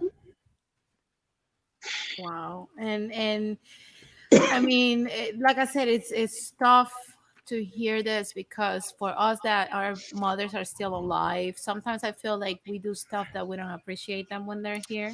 Yeah, And True. it's nice to hear from you guys and see like what you guys are going through so that we can make, certain changes that we need to do to actually appreciate our moms while they're here. You know? absolutely. And like, Jose was saying, it's like you just never know when that time is. I didn't think my mom was gonna, even after she had that third stroke, I'm still strategizing, okay, what are we gonna do to get her back? I'm like all the things. The only regret that I have is that I didn't just like let go and just spend more quality time with her, because most of the time that I was with her, it was like therapy session. I'm like, yeah, I'm gonna get you back in shape. And I wish I had known, so I could have just sat and hugged her, just be there and just put my arms around her and just be with her. Yeah, yeah. So yeah, that's but I it's like, getting back to the topic of Yeah. kids, it's all these things I take into consideration. My mom, she really sacrificed for me, and so that's why I take having kids very, very seriously, because of the type of mom that my mom was, Okay. and I wouldn't want my child to have anything less in quality than what my mom gave me. And it wasn't easy. There was a period where me and my mom, we didn't talk for like almost 10 years, you know? Yeah. But I will say, to her credit, my mom, she was stable, middle class woman with a career. She made sure, like, first of all, we didn't even have to grow up in the Bronx, but she was so afraid of driving Mm-hmm. that she had to live nearby because she worked at Lincoln Hospital. So that's why we Okay. were still in the Bronx. But she made sure that we knew that there was a bigger world outside of that. So she was always taking us on trips, picnics, traveling, like she wanted us to know that there was a bigger world, But there and was more more possibilities. than just the Bronx. Yeah. Exactly. So I look at that, and then I look at other kids that I grew up with and my friends who had, kids when they were teenagers, and looking at the quality of life that they had. And I'm like, a kid deserves better than that. Yeah. So that's my thing. It's like I really take it seriously. And then when I became a school teacher and I saw the consequences of these teenage, these teenage pregnancies. Hmm. Nah, It's like I mm-mm. was saying today, like earlier in the stream, the teenage pregnancy it's literally, it's like I said, it's not a death sentence, but your life will not be the same. Yeah. Your life will never be the same. You will have to work twice as hard to get stuff accomplished. It will not be the same. Let me add Radical. He's here to join us. Somebody, does somebody has YouTube in the background? I'm getting some like feedback. No me. Okay. Hi, Radical. What's up? Hey, what's going on, guys? Mhm. I know I just joined in. Probably didn't even catch half of the things that you guys been talking about for like 2 hours now. But I just wanted to say that these women are a bunch of bande patria. No, let me stop. No, no, no, no, What do no. you Let me think? stop. What do you think about the subject of? Do you think us Latinos are having kids too soon, and how does that affect us from being financially stable? Well, to be honest with you, I don't know the statistics of Latinas nowadays having kids too soon. I don't know. Maybe you probably did some homework on that. By any Yeah, chance, would you be able to 80. It says out of all the teen moms, 2 out of 3 are Latina teenage moms. Oh, okay. So So, basically, we're 75%. gotcha. So we're further was hell. The thing. What I will say is, I believe. Let's be honest. I believe the religious culture in our households have a lot to do with it. Okay. Also the mentality of not wanting to either abort also has a lot to do with it. Again, I'm not here to preach, her right, her choice. I'm not whatsoever. That's on you. But to be honest with you, I don't think a 14, 15, 16, 17, or 18-year-old girl should have the ability to have a kid that's not when they don't even have their life stable yet. You know what I mean? Yeah.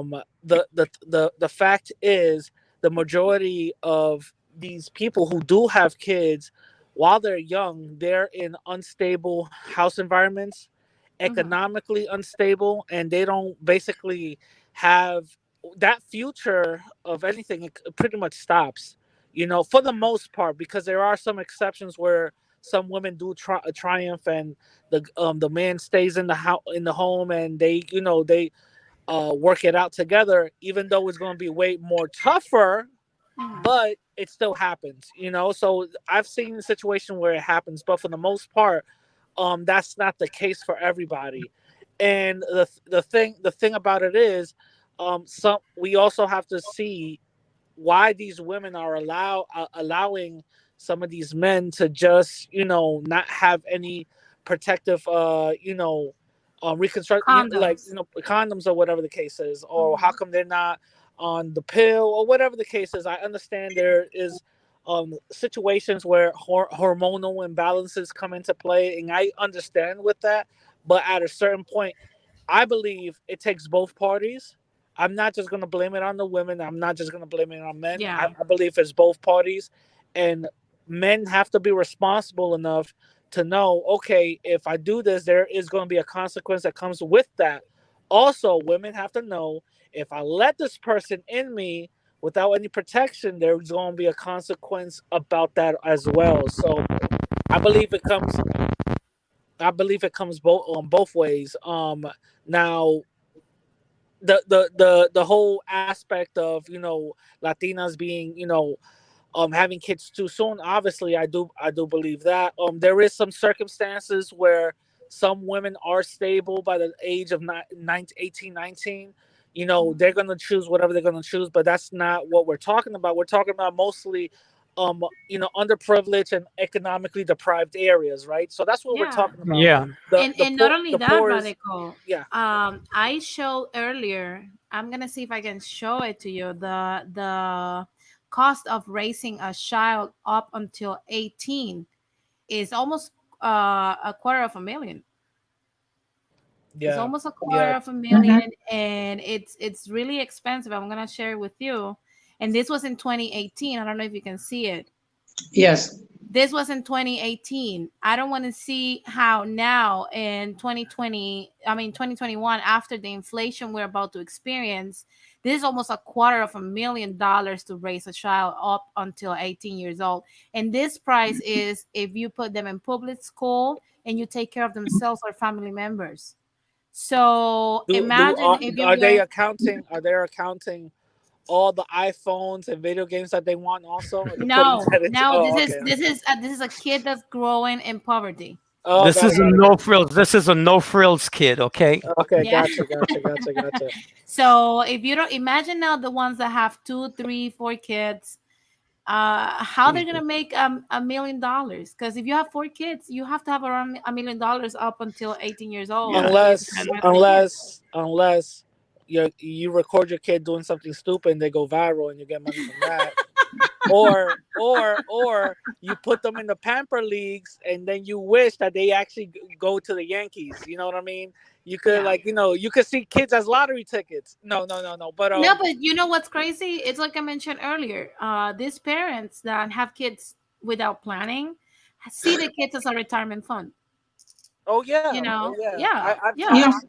I personally know a Puerto Rican family, and Hmm. this and one of my friends, her mom has like by that time that I knew her, she already had 13 kids, and Oh Jesus. she Good uses it. Lord. Yeah, yeah, yeah. She uses it as a as a tax thing, and Oh my God. yeah, no, I'm dead serious. She uses it as a tax thing, and that was back in 2006. So imagine Yeah. now. Yeah, there's a lot in at least in the Puerto Rican community. I know there's a lot of single parent households, unfortunately, and it's mostly single moms. And you see them struggling with their children. But now They this literally hasn't. struggle. You know, Th- if I can chime in for a second. Go ahead. I mean, as I was talking about earlier in the stream, because before I was working for the city, I worked in foster care for 5 years. And unfortunately, it's sad when you see a situation when you have young girls like 14, 15, whatever, 16, 17, whatever, they get pregnant and then they're not able to take care of these children and they end up going in foster care Hmm. and then trying to, bring home the point that those who think about becoming foster parents, they have to be mindful of what they're doing. Yeah. These children that enter in the foster care system, they have a lot of baggage they have to deal with, a lot of rejection, Yeah. hurt, low self-esteem, and not even counting the children that have been physically abused or sexually abused because unfortunately, some of the women are not so careful with their with the people that they date. I mean, these children go through a lot of emotional damage. Yeah. Hmm. And not only that, I'm gonna say something as a piece of advice, right, for younger people than me, either men or women, right? If you're a man and you're young, you're still in your 20s, you're not financially stable, you don't want to have children without a plan. Simply because we've seen many young men having two, three baby mamas. By the time they're 30, they can't keep up with their lives. Mm-hmm. Okay. Yeah. This is gonna destroy your life because child support doesn't play. Okay. You can end up in prison for this, Mm-hmm. and serving time for not providing for your children. Okay. And for the woman, please, we know already, in our young ages, if you want to have a kid, I'm no one to judge you. Have the kid, but at least look for a 30 something year old dude or a 40 something year old dude that's stable and have the kid with them so that they can provide for the kid. Because if you look for somebody your age, most likely, unless they're a trust fund kid, they're not going to be financially stable enough to provide for your children.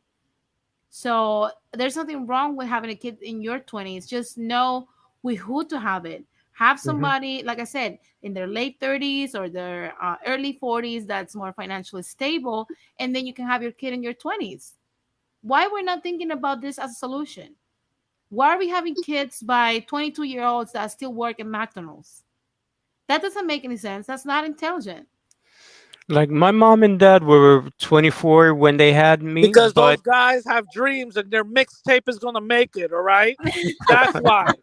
So what if they're gonna be sleeping in their mom's couches? It doesn't matter. Whatever. He drives a BMW and it's all And he's good. an entrepreneur. He's an entrepreneur. That's what it is. All right. All he needs is Yeah. money. All he needs is money for studio time. That's all. so my mom and dad, they were 24 when they had me, but they were both professionals by that point. My mom was a lab technician, and my dad was working in the bank. So they had bought their. But you see, the economy back then was different too. That's the late '60s. Mhm. You know, it was a much stronger economy back then. So they were renting, Yeah. and they found out that for what they were paying in rent, they could have been paying a mortgage. So they bought their own house. And so when I came along, like, I wasn't even planned. My mom was on birth control, and I still came out. Oh wow. You really wanted to come into this world. You really Yeah, wanted to come here. if I had fucking known what I was in for. But on a serious note, I mean, one thing that's very expensive is trying to find childcare for children, particularly if you are a single parent. I mean, it's outrageous how much you have to pay Yeah. for childcare. I mean, you basically have to be on welfare to get free childcare, Yeah. Hmm. and that's crazy. I mean, that's crazy. And not Um, only that, the quality of the childcare you're getting. That's another thing. 'Cause exactly. I don't know if you guys Yeah. are reading the comment section, but people are talking about the abuse daycares. I don't know if you guys remember the teddy bear that was like a nanny cam Hmm. that was given to the kids or put somewhere to see the nanny, and we saw like a lot of nannies go to jail for slapping the babies or hitting them and stuff. Imagine paying somebody like hundreds and thousands of dollars, and this is the treatment your kid gets. Well, that was another reason why they sent me to Jamaica, because I mean, like, getting babysitters, that was a headache. I mean, I don't think they even had like childcare back then, you know? Yeah, So my mom had to, like, get, people in the neighborhood, to babysit me, and that was a fucking headache. you were So a headache in every aspect. You came here uninvited, I was uninvited, exactly. and then you were a But very hard baby to take care for. but I was very well behaved. Oh, you were? My Oh, that's mom will good. According tell to you, who? out of all of her kids, I was the easiest one to deal with. Oh Bullshit. According to wow. who? Bullshit. According to my mom, listen, Radical said bullshit. He she said had he four talked. of us. He said he talked to your nanny when you were a kid, and she said that you were a little rugrat. Listen, that bitch didn't know how to cook, and she had a nasty attitude. Okay, so All I'm gonna before I leave, I just want to say a quick story, real quick. I knew a girl in junior high school. She was like around 14, and she was the only girl in that school that was pregnant already. And her boyfriend at the time was 21, and she 14, and she thought that she made it. That's it. She's gonna get married with this dude. It's over. Blah blah blah blah. Come to find out, she drops out of school, right? And I don't meet her until a couple of years later. I see her in the bus. She recognizes me. She already has three kids by two other guys. Oh She's a wow. single mom. She's a single mom, and she's still talking about the same old. Oh, I'm gonna do me this and this and this. I believe that there's a mentality. There's a mentality that we have to Get rid also of. get Yeah. rid of. Yeah, there's a mentality that needs to at least be purged out, because to be honest with you, I believe that's the American mentality, that not only the American, but it's just a mentality that some of the kids get indoctrinated with, saying, no, it's totally fine. I'll still be able to be stable because the government got me. That shouldn't be good enough. You know what I mean? Mm-mm. That Yeah. shouldn't be good Yeah. enough. But that's basically what I wanted to say. Denise, shout out to you. I really like your second live stream. Is really good, and just keep up the Thank good you. work. Yeah, for sure. I'll be here Monday at 4 Pacific time, 7 Eastern time. So Gotcha. make sure you tune in. Oh Okay. yeah, Thank of you, course, of Radical. course. And I gave you a Hey, yo, shout. Rad, Wait. Rad, I gave you and Bro Tep a shout out on my podcast. So hopefully some of my people are checking you guys out. yo, Rad. Before you leave, I just want to wish you a happy Mother's Day. Shut up. Listen, everybody's always calling you a motherfucker, but none of them ever bought you a card. That's true. That is true. That is true. That is true. That is true. I gotta put some of these people in my taxes. You know what I mean? You should. As much as they think about me, you know what I mean? No, Some but try to troll. Some try to come here and troll, and this is a no troll tolerance space. of course. And they were not even getting in, but you do have some people that owe you some stuff, so start Uh, collecting, They start owe you. They at collecting. least owe you a card. Yeah, at least, at least, at a least. All right. frap, a Starbucks frap, at least. At least that. At least that. All right, people. I'm gonna catch y'all later. All Bye. right. Okay, peace. Be You know, safe. I got a question for Jose because he's around. Well, he's a little bit older than me. He's a few years older.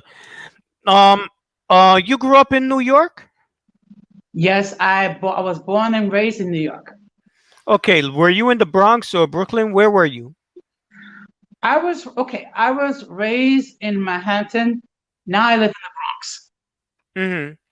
Okay, so do you remember like in the late 70s, early 80s, there was just like an epidemic of teenage pregnancies? Do you remember that?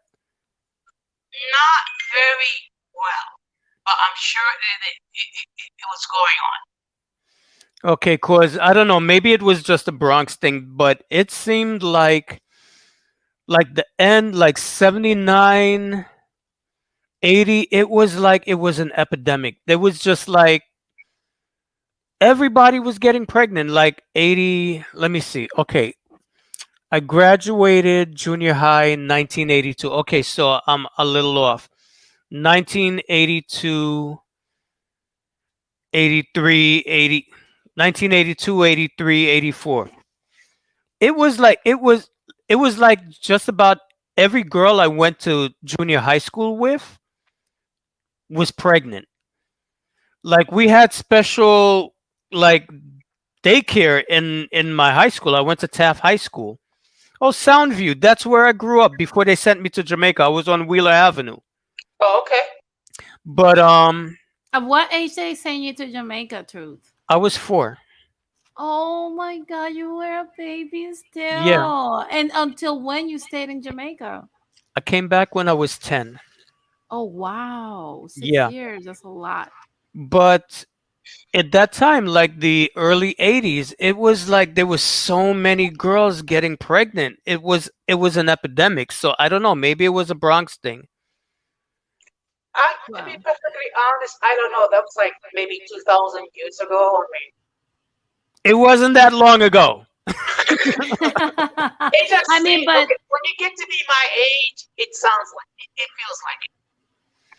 I'm in well, I denial. mean, but still today, we're seeing the But same, we're seeing the same stuff I happening mean, today. it's I'm an 80s happening. baby, by the way.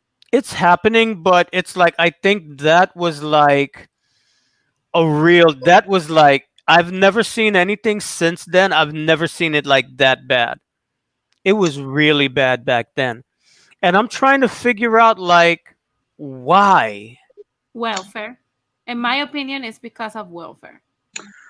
Okay, but these are teenagers, so how does welfare I mean, they weren't getting pregnant deliberately, but Yes, they were.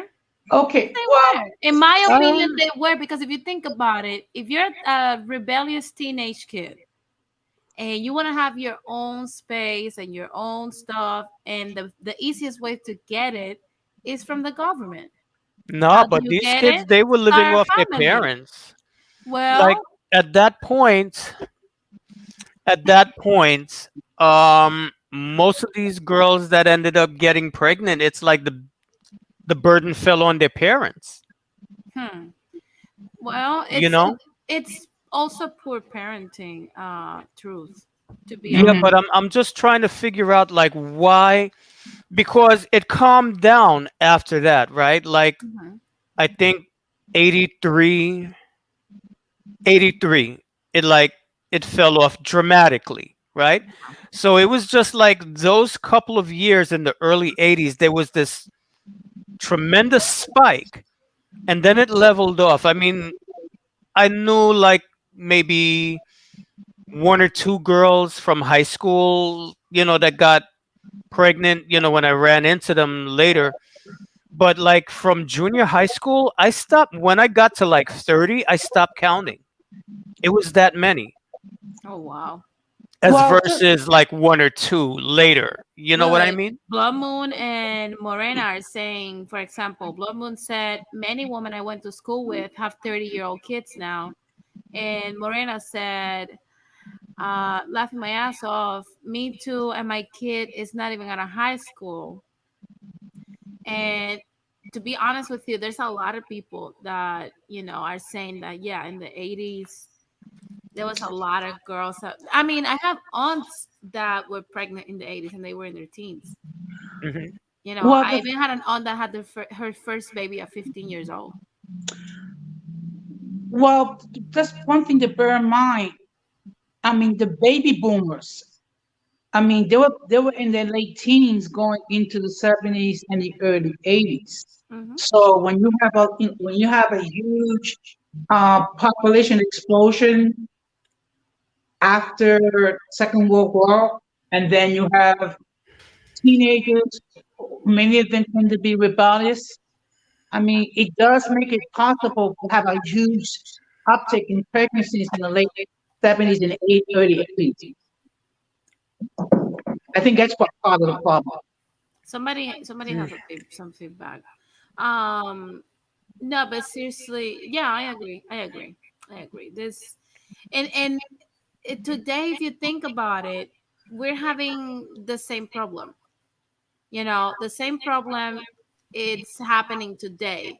We're having a lot of people having kids out of wedlock, very young, and it's like I said, this to me is a problem that will affect more the men than the woman eventually, because even though as a woman you will struggle a lot with who's gonna take care of your child, who's gonna help you with certain things, you're gonna have to live through frustration on your own, you're the sole provider. At the same time, you still have access to child support or welfare or other things, and people are more sympathetic to help you out. Now with the men, every time you decide you want to work or do something, huh, let me tell you, the system, yeah, they will come for the cut that belongs to your baby mother and your child. Hmm. And Hmm. I hate to see men saying, oh, like my baby mama's taking 15% of my earnings. Oh, my baby mama's taking this, and that. No, your stupidity took that money. Hmm. Your lack of judgment when making decisions that are life changing made that decision for you. It's not your baby mama, it's not your baby, it's you. You You know decided what to was be a one of the provider. other things that prevented me from getting someone pregnant? Just the thought that if I have a kid with this girl for the rest of my life, I got to see that bitch for the rest of my life. Yeah. you know, I'll never escape. Never, never, I never. mean, Um, I remember the girl that I lost my virginity to, and oh my god, I think I would like fucking kill myself if she Oh my had to be god. in my life for like the rest of my life. Oh my god. Would well, you imagine?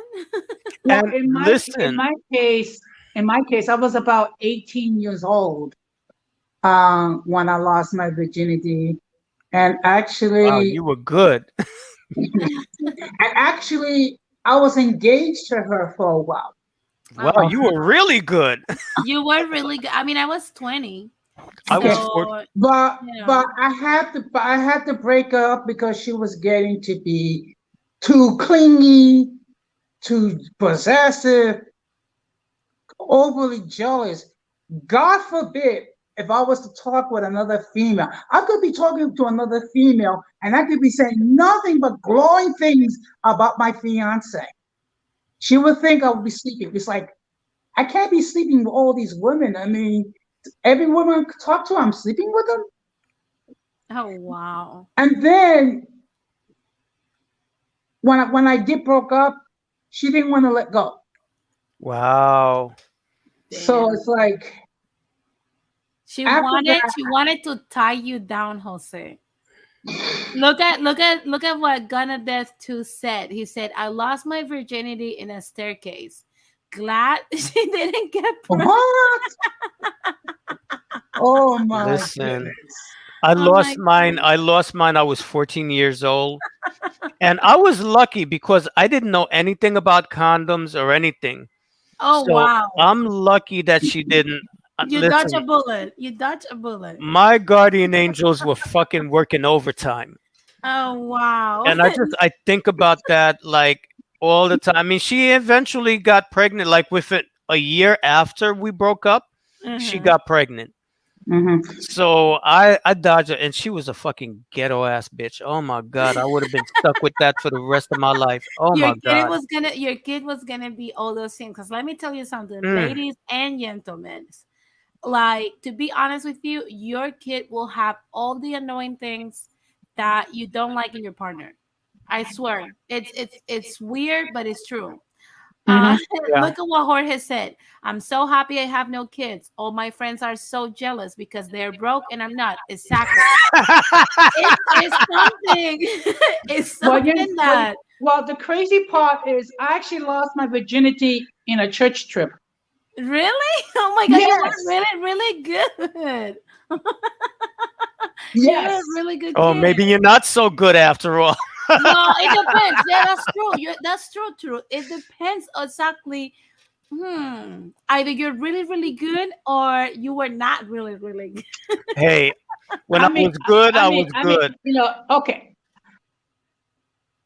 In my entire 58 years, I have relations with only three women. Yeah, you were really, really good. Okay. Most men will not do that. Okay. Two. Okay. Okay. And they were all in serious relationships. The first one, I was engaged. The second one, I was in a serious relationship. And the third one, I was married. Okay. So yeah, I mean, you were ready in case something happened, and I commend you for doing that. Mhm. Most men don't, you know. And to answer to what Jorge said, yes, Jorge, that's something that I went through with one of my friends. Like a while ago, she was trying to make fun of me because I was the only one in the group that didn't have kids, and she's like, I don't know how you handle all the baby showers, when you have no kids. I was like, what? Excuse me? I show up and just get drunk. This is the best. These are the best parties I have in my life. Free booze? Come on. Like, I don't care about that. Because at the end of the day, they come for you because you have no kids. But when you're building, Hmm. to be honest with you, you're not going to be able to give your children your And then best. they got the fucking nerve to be talking that shit to you when their kids are a whole fucking hot mess. Yes. Yes, yes. And not only that, it's something that used to irritate me is that once people have kids, you cannot speak on the phone with them because the Oh kids are yeah, always the kids. interrupting. And, Hmm. imagine that you have a business meeting over the phone. Well, How yeah, are you that's going to do rough. that with kids? It's like I said with COVID-19. What a time to be childless, man. Try to have a virtual meeting and you have people that don't mute themselves and you hear the TV going or you hear some kid screaming in the background or what have you. Yeah, That's for crazy. sure. It's insane. It's like I I said. mean, and I'm forever trying whoever it is, please put yourself on mute. No, but seriously, And let me tell you something. Every time I get into a virtual meeting, I ask them, please talk discussing housekeeping. You know, remind yeah. people, put yourself on mute and keep yourself on mute only until you're called upon to unmute yourselves. Look at what Christina is saying. She's like, I'm always muting myself when I talk on the phone with people. That's a good tactic. You have mastered, Christina. Look at what she said. She's like, kids always be all loud as soon as I pick up. You know what's crazy? I used to do that to my mom. And there was one day when she hit me with the chancla so hard that after Mm. that, every time she would pick up the phone, I would go to my room. I would go to my room because I did not want it to beat up again. I just didn't want it to. Nowadays, if you do that, that's child abuse. Yeah, yeah, for sure. Okay. Look at what Goddess said about my comment on the baby showers. Yeah, booze, food, and cake. Exactly. I'm living my best life. I'm living my freaking best life, going to all these baby showers and stuff, and Mhm. getting drunk at their. Listen, man, that's not an easy job being a parent. Hell no. So to everyone, I see my sister, and like she's got a son. He's like what now? He's 7 years old now, and we have the same birthday.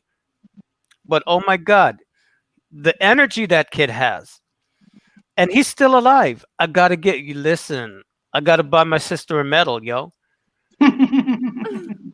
It is so hard. It's so hard, Yes. and especially living in the Bronx because she's not gonna have him. She does not have him outside running around with those kids. Yeah, So if she's not with him, they don't go anywhere. Now she's making moves to get out of the Bronx to be in a better environment, but it's like she's with him 24/7. Like, I mean, thank God she wasn't one of those girls that got pregnant when she was a teenager, but she got with a guy, and the marriage didn't work out, so they separated. But to his credit, though, he is a good father, and he is present in her life and helping her to raise their son, so they're co-parenting. But Mhm. my God, if she didn't, if the one blessing, because he's an asshole. But the one saving grace that he has is that he's a very good father. He's a very good father. And she's like, she's like, I can't fucking stand him, but he's a good father. And if I didn't have, I don't know what I'd do, yeah, you that's Well, know? that's that's crazy. It's like, I see my sister had her first girl when she was in her late 20s, and then she had twins in 2016. Her life changed. And she was in her 30s when she had the twins. Her Yeah. life changed completely. I see that woman, she's so skinny right now. Like, she can't even eat in peace. She told me, whenever you have kids, you'll never be alone again. Yep. And I mean that. And she's like, I really mean that. You're not gonna have that time to relax in the bathroom. You're not gonna have to have time to do anything on your own. You're never gonna be alone. Yes, it comes like Morena says. I'm so glad for the experiences I have as a mother and what's to come. You can beat that. Yes, the experiences are beautiful. I just wish people will have the time and the stability financially to enjoy those things so Yeah. that they can take the joy out of the sacrifices they're making on raising these kids. well, So I'm sorry. I just want to say that I really further enjoy this live stream. We were able to discuss intelligently, this topic. yeah, And even when we disagree, we're able to be agreeable. Um, I just want to commend you, Denise, because you really, you know, done an excellent job um, with this live stream. I thank you. mean, really, the last live stream I participated, I mean, I had to almost get into a yelling match because some people just cannot accept what I was saying, and it's like, if you don't, If you don't want to hear what I'm saying, don't listen. Well, yeah, I mean, it's a pleasure to be able to hear you express a full fucking thought without being Yes. interrupted. Yes. Jesus. I I know. appreciate you for coming here and tuning in, and like I said, just know that the doors of my channel are always open to you. Well, I just, like I said, I really appreciate it. And to be honest, that is the loudest I have ever been because usually I don't get that loud. And, but it's just that, I just had to, put what the heck his name was in this place because not only was he, attacking me Yeah. verbally, he was Yeah. attacking you as well. Yeah. And the fact that he didn't allow you to express your thoughts. I mean, you can disagree, Yeah. but when you are constantly trying to shut the other person off, that means that your argument is so weak and pathetic that it cannot stand scrutiny. Yes, I agree 100% with what you just Mhm. said. Like literally, you just read my mind. I agree 100%. And like I said, we have encountered a lot of disrespect and a lot of, people trying to go personally, attacking, instead of just disagreeing with the points. But at the end of the day, it's like I said, I wanted to create a space where people can come in and express their opinions and stuff without unnecessary trolling and disrespect. We can Yeah. disagree. You can come here and disagree with me and state your point, and we can talk back and forth to each other without having to go personal and attack each other or overtalk each other.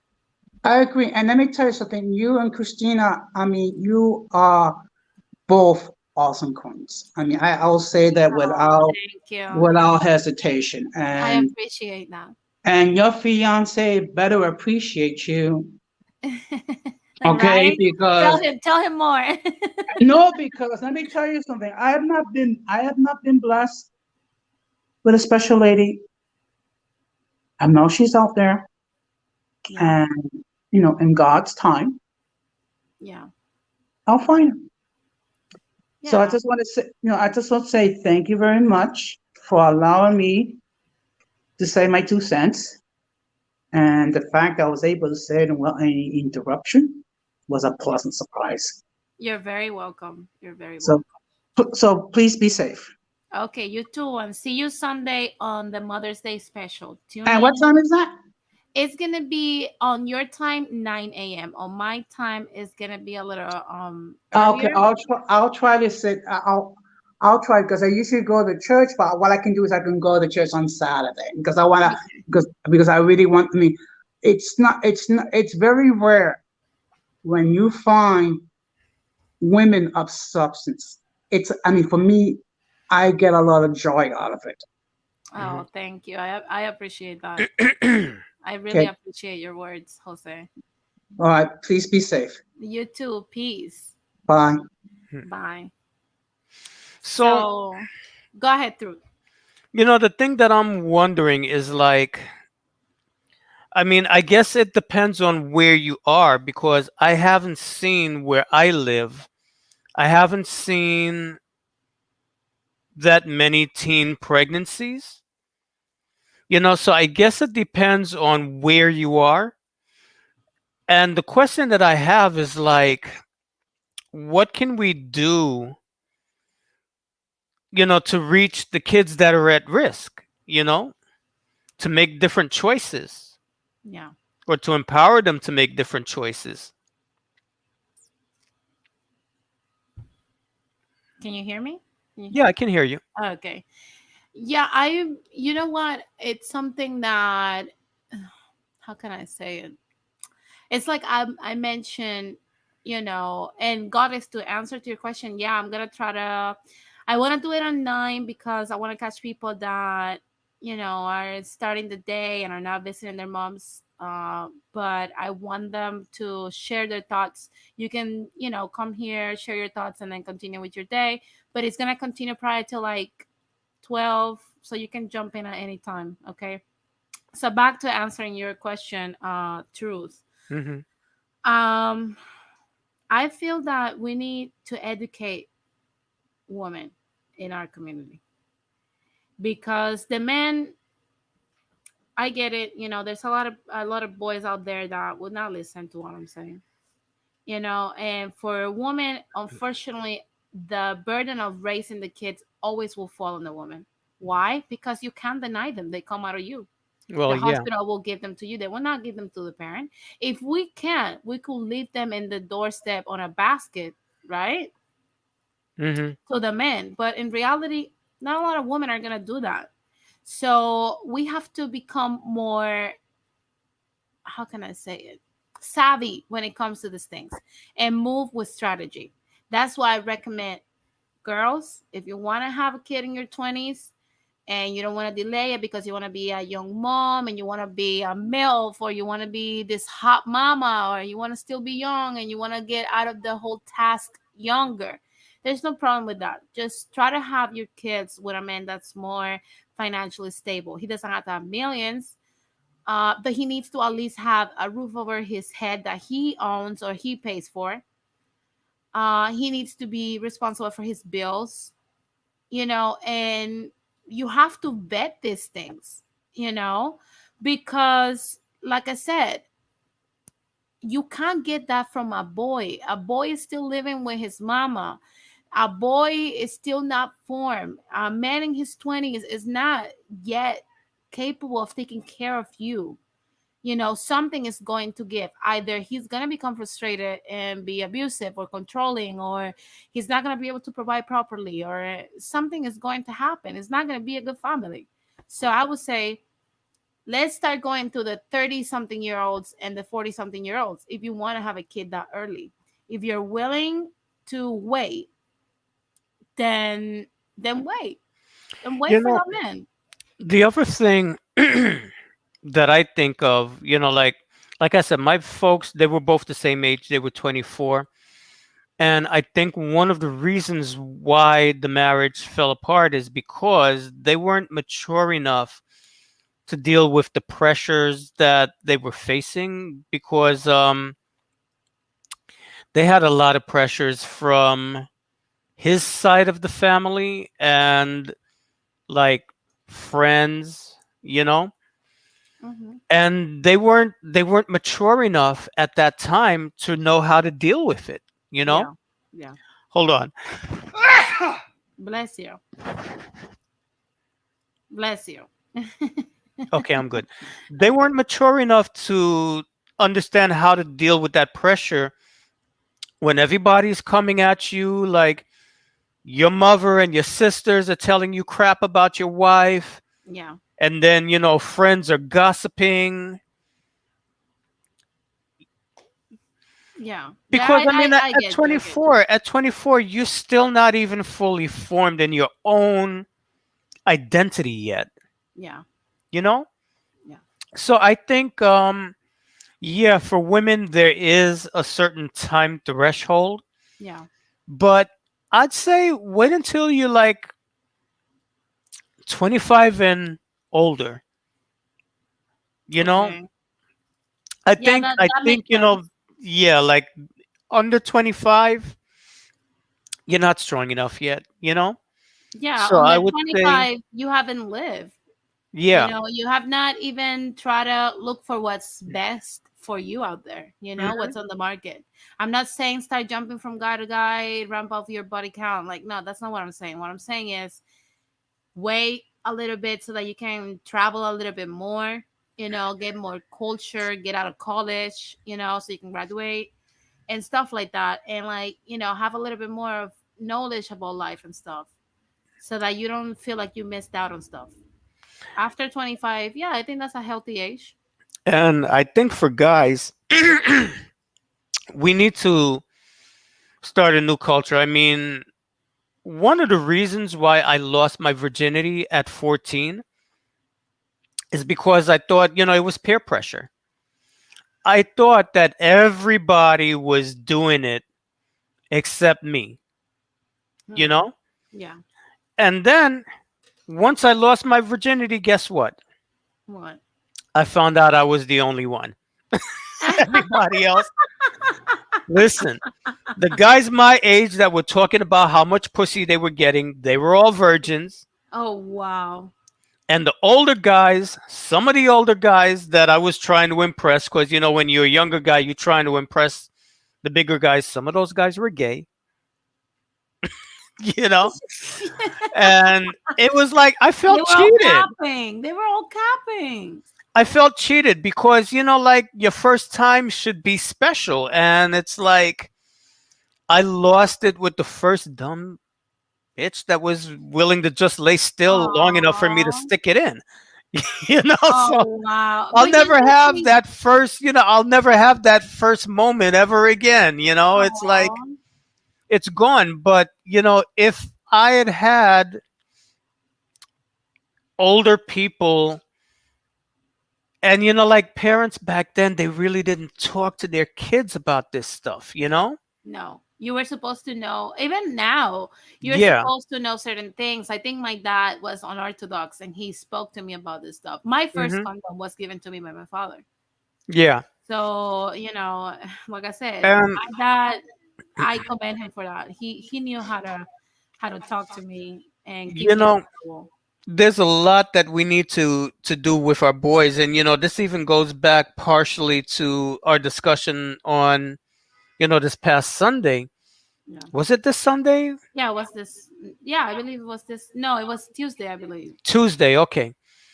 You know, just knowing what it means to be a man, and being a man doesn't mean going around and sticking it into everything, you know, into every freaking hole that Yeah, you see.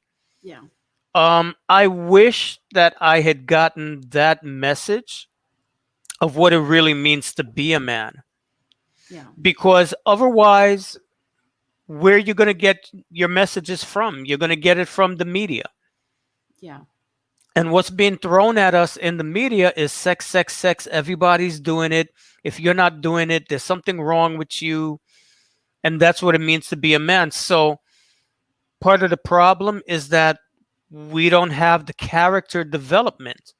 We don't learn that being a man, the greatest part of being a man is having self control, having self respect, having the sense of responsibility, a sense of responsibility. mm-hmm, You know, yeah, those are the things that really make you a man. So yeah, now we have a culture that's commercialized this idea of rampant sexuality. And now all these women are paying the price for it because what are they all complaining about? yeah, They're all complaining about fuckboys. yeah, for But sure. it's the society that we live in that's trained us to be fuckboys. Not only that, exactly. It's many. You see many of these single parent households training the kids to be folk boys, and Yeah. even certain families that have the two parents are raising folk boys Hmm. because what are we sold as marketing? Get the hot chick and the hot Yeah. car and the Hmm. jewelry and go to nightclub and burn all the money. They do not teach you choices that will make you successful. Exactly. You They're know? not teaching you the skills that are necessary to provide for a stable family environment. Yeah, And that's what it means to be a man. but I think that comes with capitalism though, because Yeah. you're supposed to spend, spend, spend, spend, and the one Hmm. way to destabilize your wallet from very early on is to make you make the same mistakes other people are making, which is Yeah. live this fast life and get the consequences of the fast life and eventually be broke real You know, fast. it's like they make you feel insecure about who you are and what you are, but they can sell you the cure.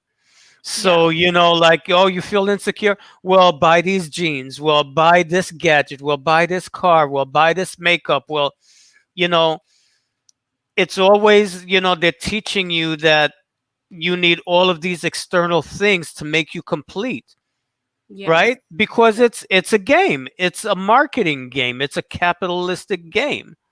I yeah, got to make you feel like shit, but I got the cure for you, you know? Yeah, and if you Buy my follow that product. trend, if you follow on that trend, my friend, let me tell you something. If you like to spend all the money that you make, that will make you a donkey. I'll say it many times. People don't believe me.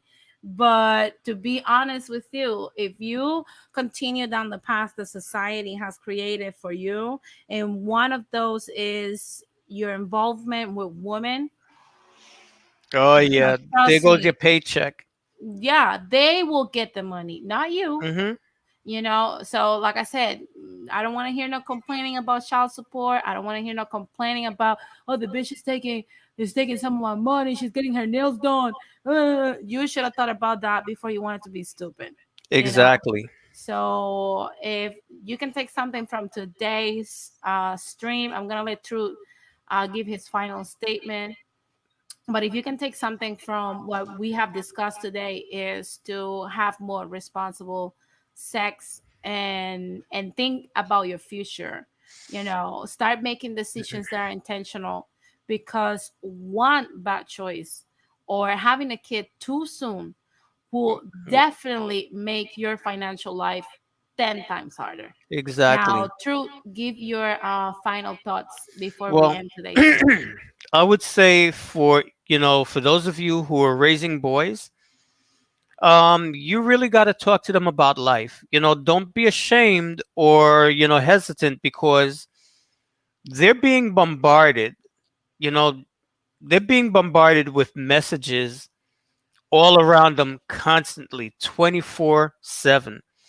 So if you're going to sit there and be shy about it, there's a whole institution out there that are going to be raising your kids and giving them messages about life that is not very healthy. So either you step up to the plate and you teach them what it means to be a man, especially our boys. Yeah. We got to change this culture and teach them what it really means to be a man. Yeah. Teach them about money. We have to restructure We what got to family is. restructure. It's like you get your paycheck, go to the bank, show your kid. This is how much money I make. I put it in the account. These are all the bills we need to. Yeah, it's getting to be that time. I got to wash this hair. These are the bills that we got to pay. This is, so they know, because kids, they just think the money just grows, Yeah, they don't see Let the them see, this source. is how yeah, this is the money that I earn. This is how much our rent is. This is how much these bills are, so they get a real understanding of how to handle money. Yeah, yeah, for sure.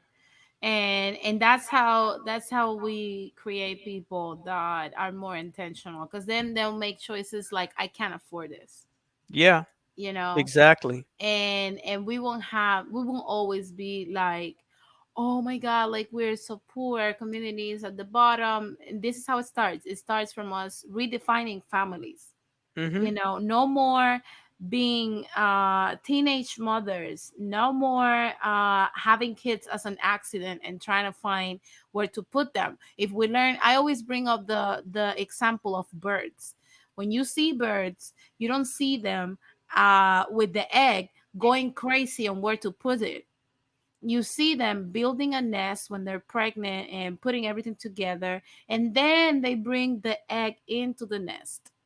If birds can do that because they know they can't be wandering around with a freaking egg, you also have to follow that example. You can reason. So before we start having kids, you have to have the nest where you're going to have that child on. You can't be giving your kid your broke years. That's abuse. Come on. So, truth teacher, I think your audio went off, but I want to thank you. I want to thank you for tuning in, for You're welcome, joining the sweetie. live stream. It means a lot to me, and I hope to see you Sunday on the Mother's Day special stream. It's gonna Hmm. be from 9 a.m. Eastern time to 12. Okay, I'll try to make So sure that I'm there. so try to make sure you're there to share anecdotes, to share your experiences, to send a special, Can special shout out to your mom. can I share pictures? Yeah, you can share pictures if you Okay. want to. It's gonna be all about mothers, stuff we love, stuff we wish we still had, foods they made, whatever you want to bring on. It's gonna be all about mothers. And I also want to encourage everybody on the chat to tune in Sunday. I'm gonna try to do it for 3 hours. If it extends a little bit more, I don't have a problem, because we're gonna be sharing everything about our mothers, and how grateful we are to have them in our lives. So thank you very much, True Teacher, for joining me. Mhm. And like I said, thanks everybody for showing up and showing some love. Like, subscribe, donate to the channel. Mhm. And like I said, don't miss our live shows every Monday. This Monday was an event that I did not plan. Well, one doesn't plan to have a medical emergency, but usually our live shows air Mondays at 4 p.m. Pacific time, 7 p.m. Eastern time. Also, the regular shows air on Thursdays at the same time, 4 p.m. Pacific, 7 p.m. Eastern time. I'm working on making a third day. Wow, you Uh, going ham. yes, I'm working on making a third day, because I realize that there's a lot of subjects that need to be addressed Hmm. financially, and that we make these decisions every day, and I want to share with you guys as soon as I can. But I'm still working on it, so just know that at some time is going to be announced. But for now, like I said, Sunday at 9 a.m. Eastern, 6 a.m. Pacific time, I'm going to be here live sharing experiences with my mother. You can bring your pictures, your anecdotes, the recipes, whatever you want. If you just want to talk about, stuff about your mom, or just shout out to her, you can make sure that you actually join our live stream. And like I said, until next stream, until Sunday, I will say goodnight to all of you and thank you for tuning in. Virtual hug to you, Blood Moon, and to everybody else. And thanks for the support. Peace. All right, and I'm going to be dropping a very special video tomorrow, like around 3 o'clock. So you all check my channel out. And Truth, if you can drop your link on the comment section. Oh, So your channel, my so channel. that, yeah, so that I can highlight it, so that people can actually Okay, give me a second. Let me get there. okay. So in the meantime, like I said, thanks everybody also for wishing Melanated Knight a speedy recovery on his oral surgery. Like I said, he's still recovering. He can talk, but he cannot eat. So if he's a little cranky today, or you guys saw him a little irritated, he has not eaten in 4 days because he cannot eat anything solid. So forgive him. Okay, Denise, where do I find my channel's link? I think you have to go to your channel, and you know what? Let's do this. Truth. I will go to your channel, get the stream, link it in the description box below. Okay, so Okay. that people can go to your channel and join your stream. You said tomorrow you're gonna have No, another it's one? not a stream. It's just a very special video. It's not a stream. Oh, I saw the preview. That is true. You guys Yes. want to go. You guys definitely want to go to that tomorrow. What time? Truth. Oh, wait a minute. Here's the link. Hold on. Okay, I'm okay. gonna set it to drop at, I guess, 3 o'clock. That would be a good time. At 3 o'clock. Okay, Blood Moon says Okay. to Melanated Night, tell Melanated Night that warm water and salt rinse works for the pain. Moist Picard said, what type of oral surgery Melanated Night was having? He had his wisdom tooth extracted. So, because it was very deep down on the nerve and it was very painful. So, I'm not going to disclose anything else because that's his private medical life. But it was, I mean, He's a little swollen, but he's getting better. So, and also Blue Moon says it heals it faster as well. Well, you Okay. see, guys, that he's I just talking to you. dropped the link. Okay, you dropped the That's link. my channel. Yeah. Okay, so True T-shirt dropped the link on the chat. You can go to his channel. And tomorrow, like I said, you guys really, really, really want to tune into his show. Tomorrow, Yeah. 3 It's not p.m. a live stream. Eastern It's time. just a video, but I'm going to You set it to guys premiere. really want to go there and really want to enjoy. You really want to enjoy the content. I saw the thumbnail. It's fun as hell. We're all gonna laugh. We're gonna have fun in the chat room. So I'm waiting for you guys to be there. I'll be there. And true virtual hug to you. Again, thanks everybody for wishing Melanie and I a speedy recovery. I appreciate that. And till Sunday at 9 a.m. Eastern time. Bye. Okay, sweetie. Bye bye.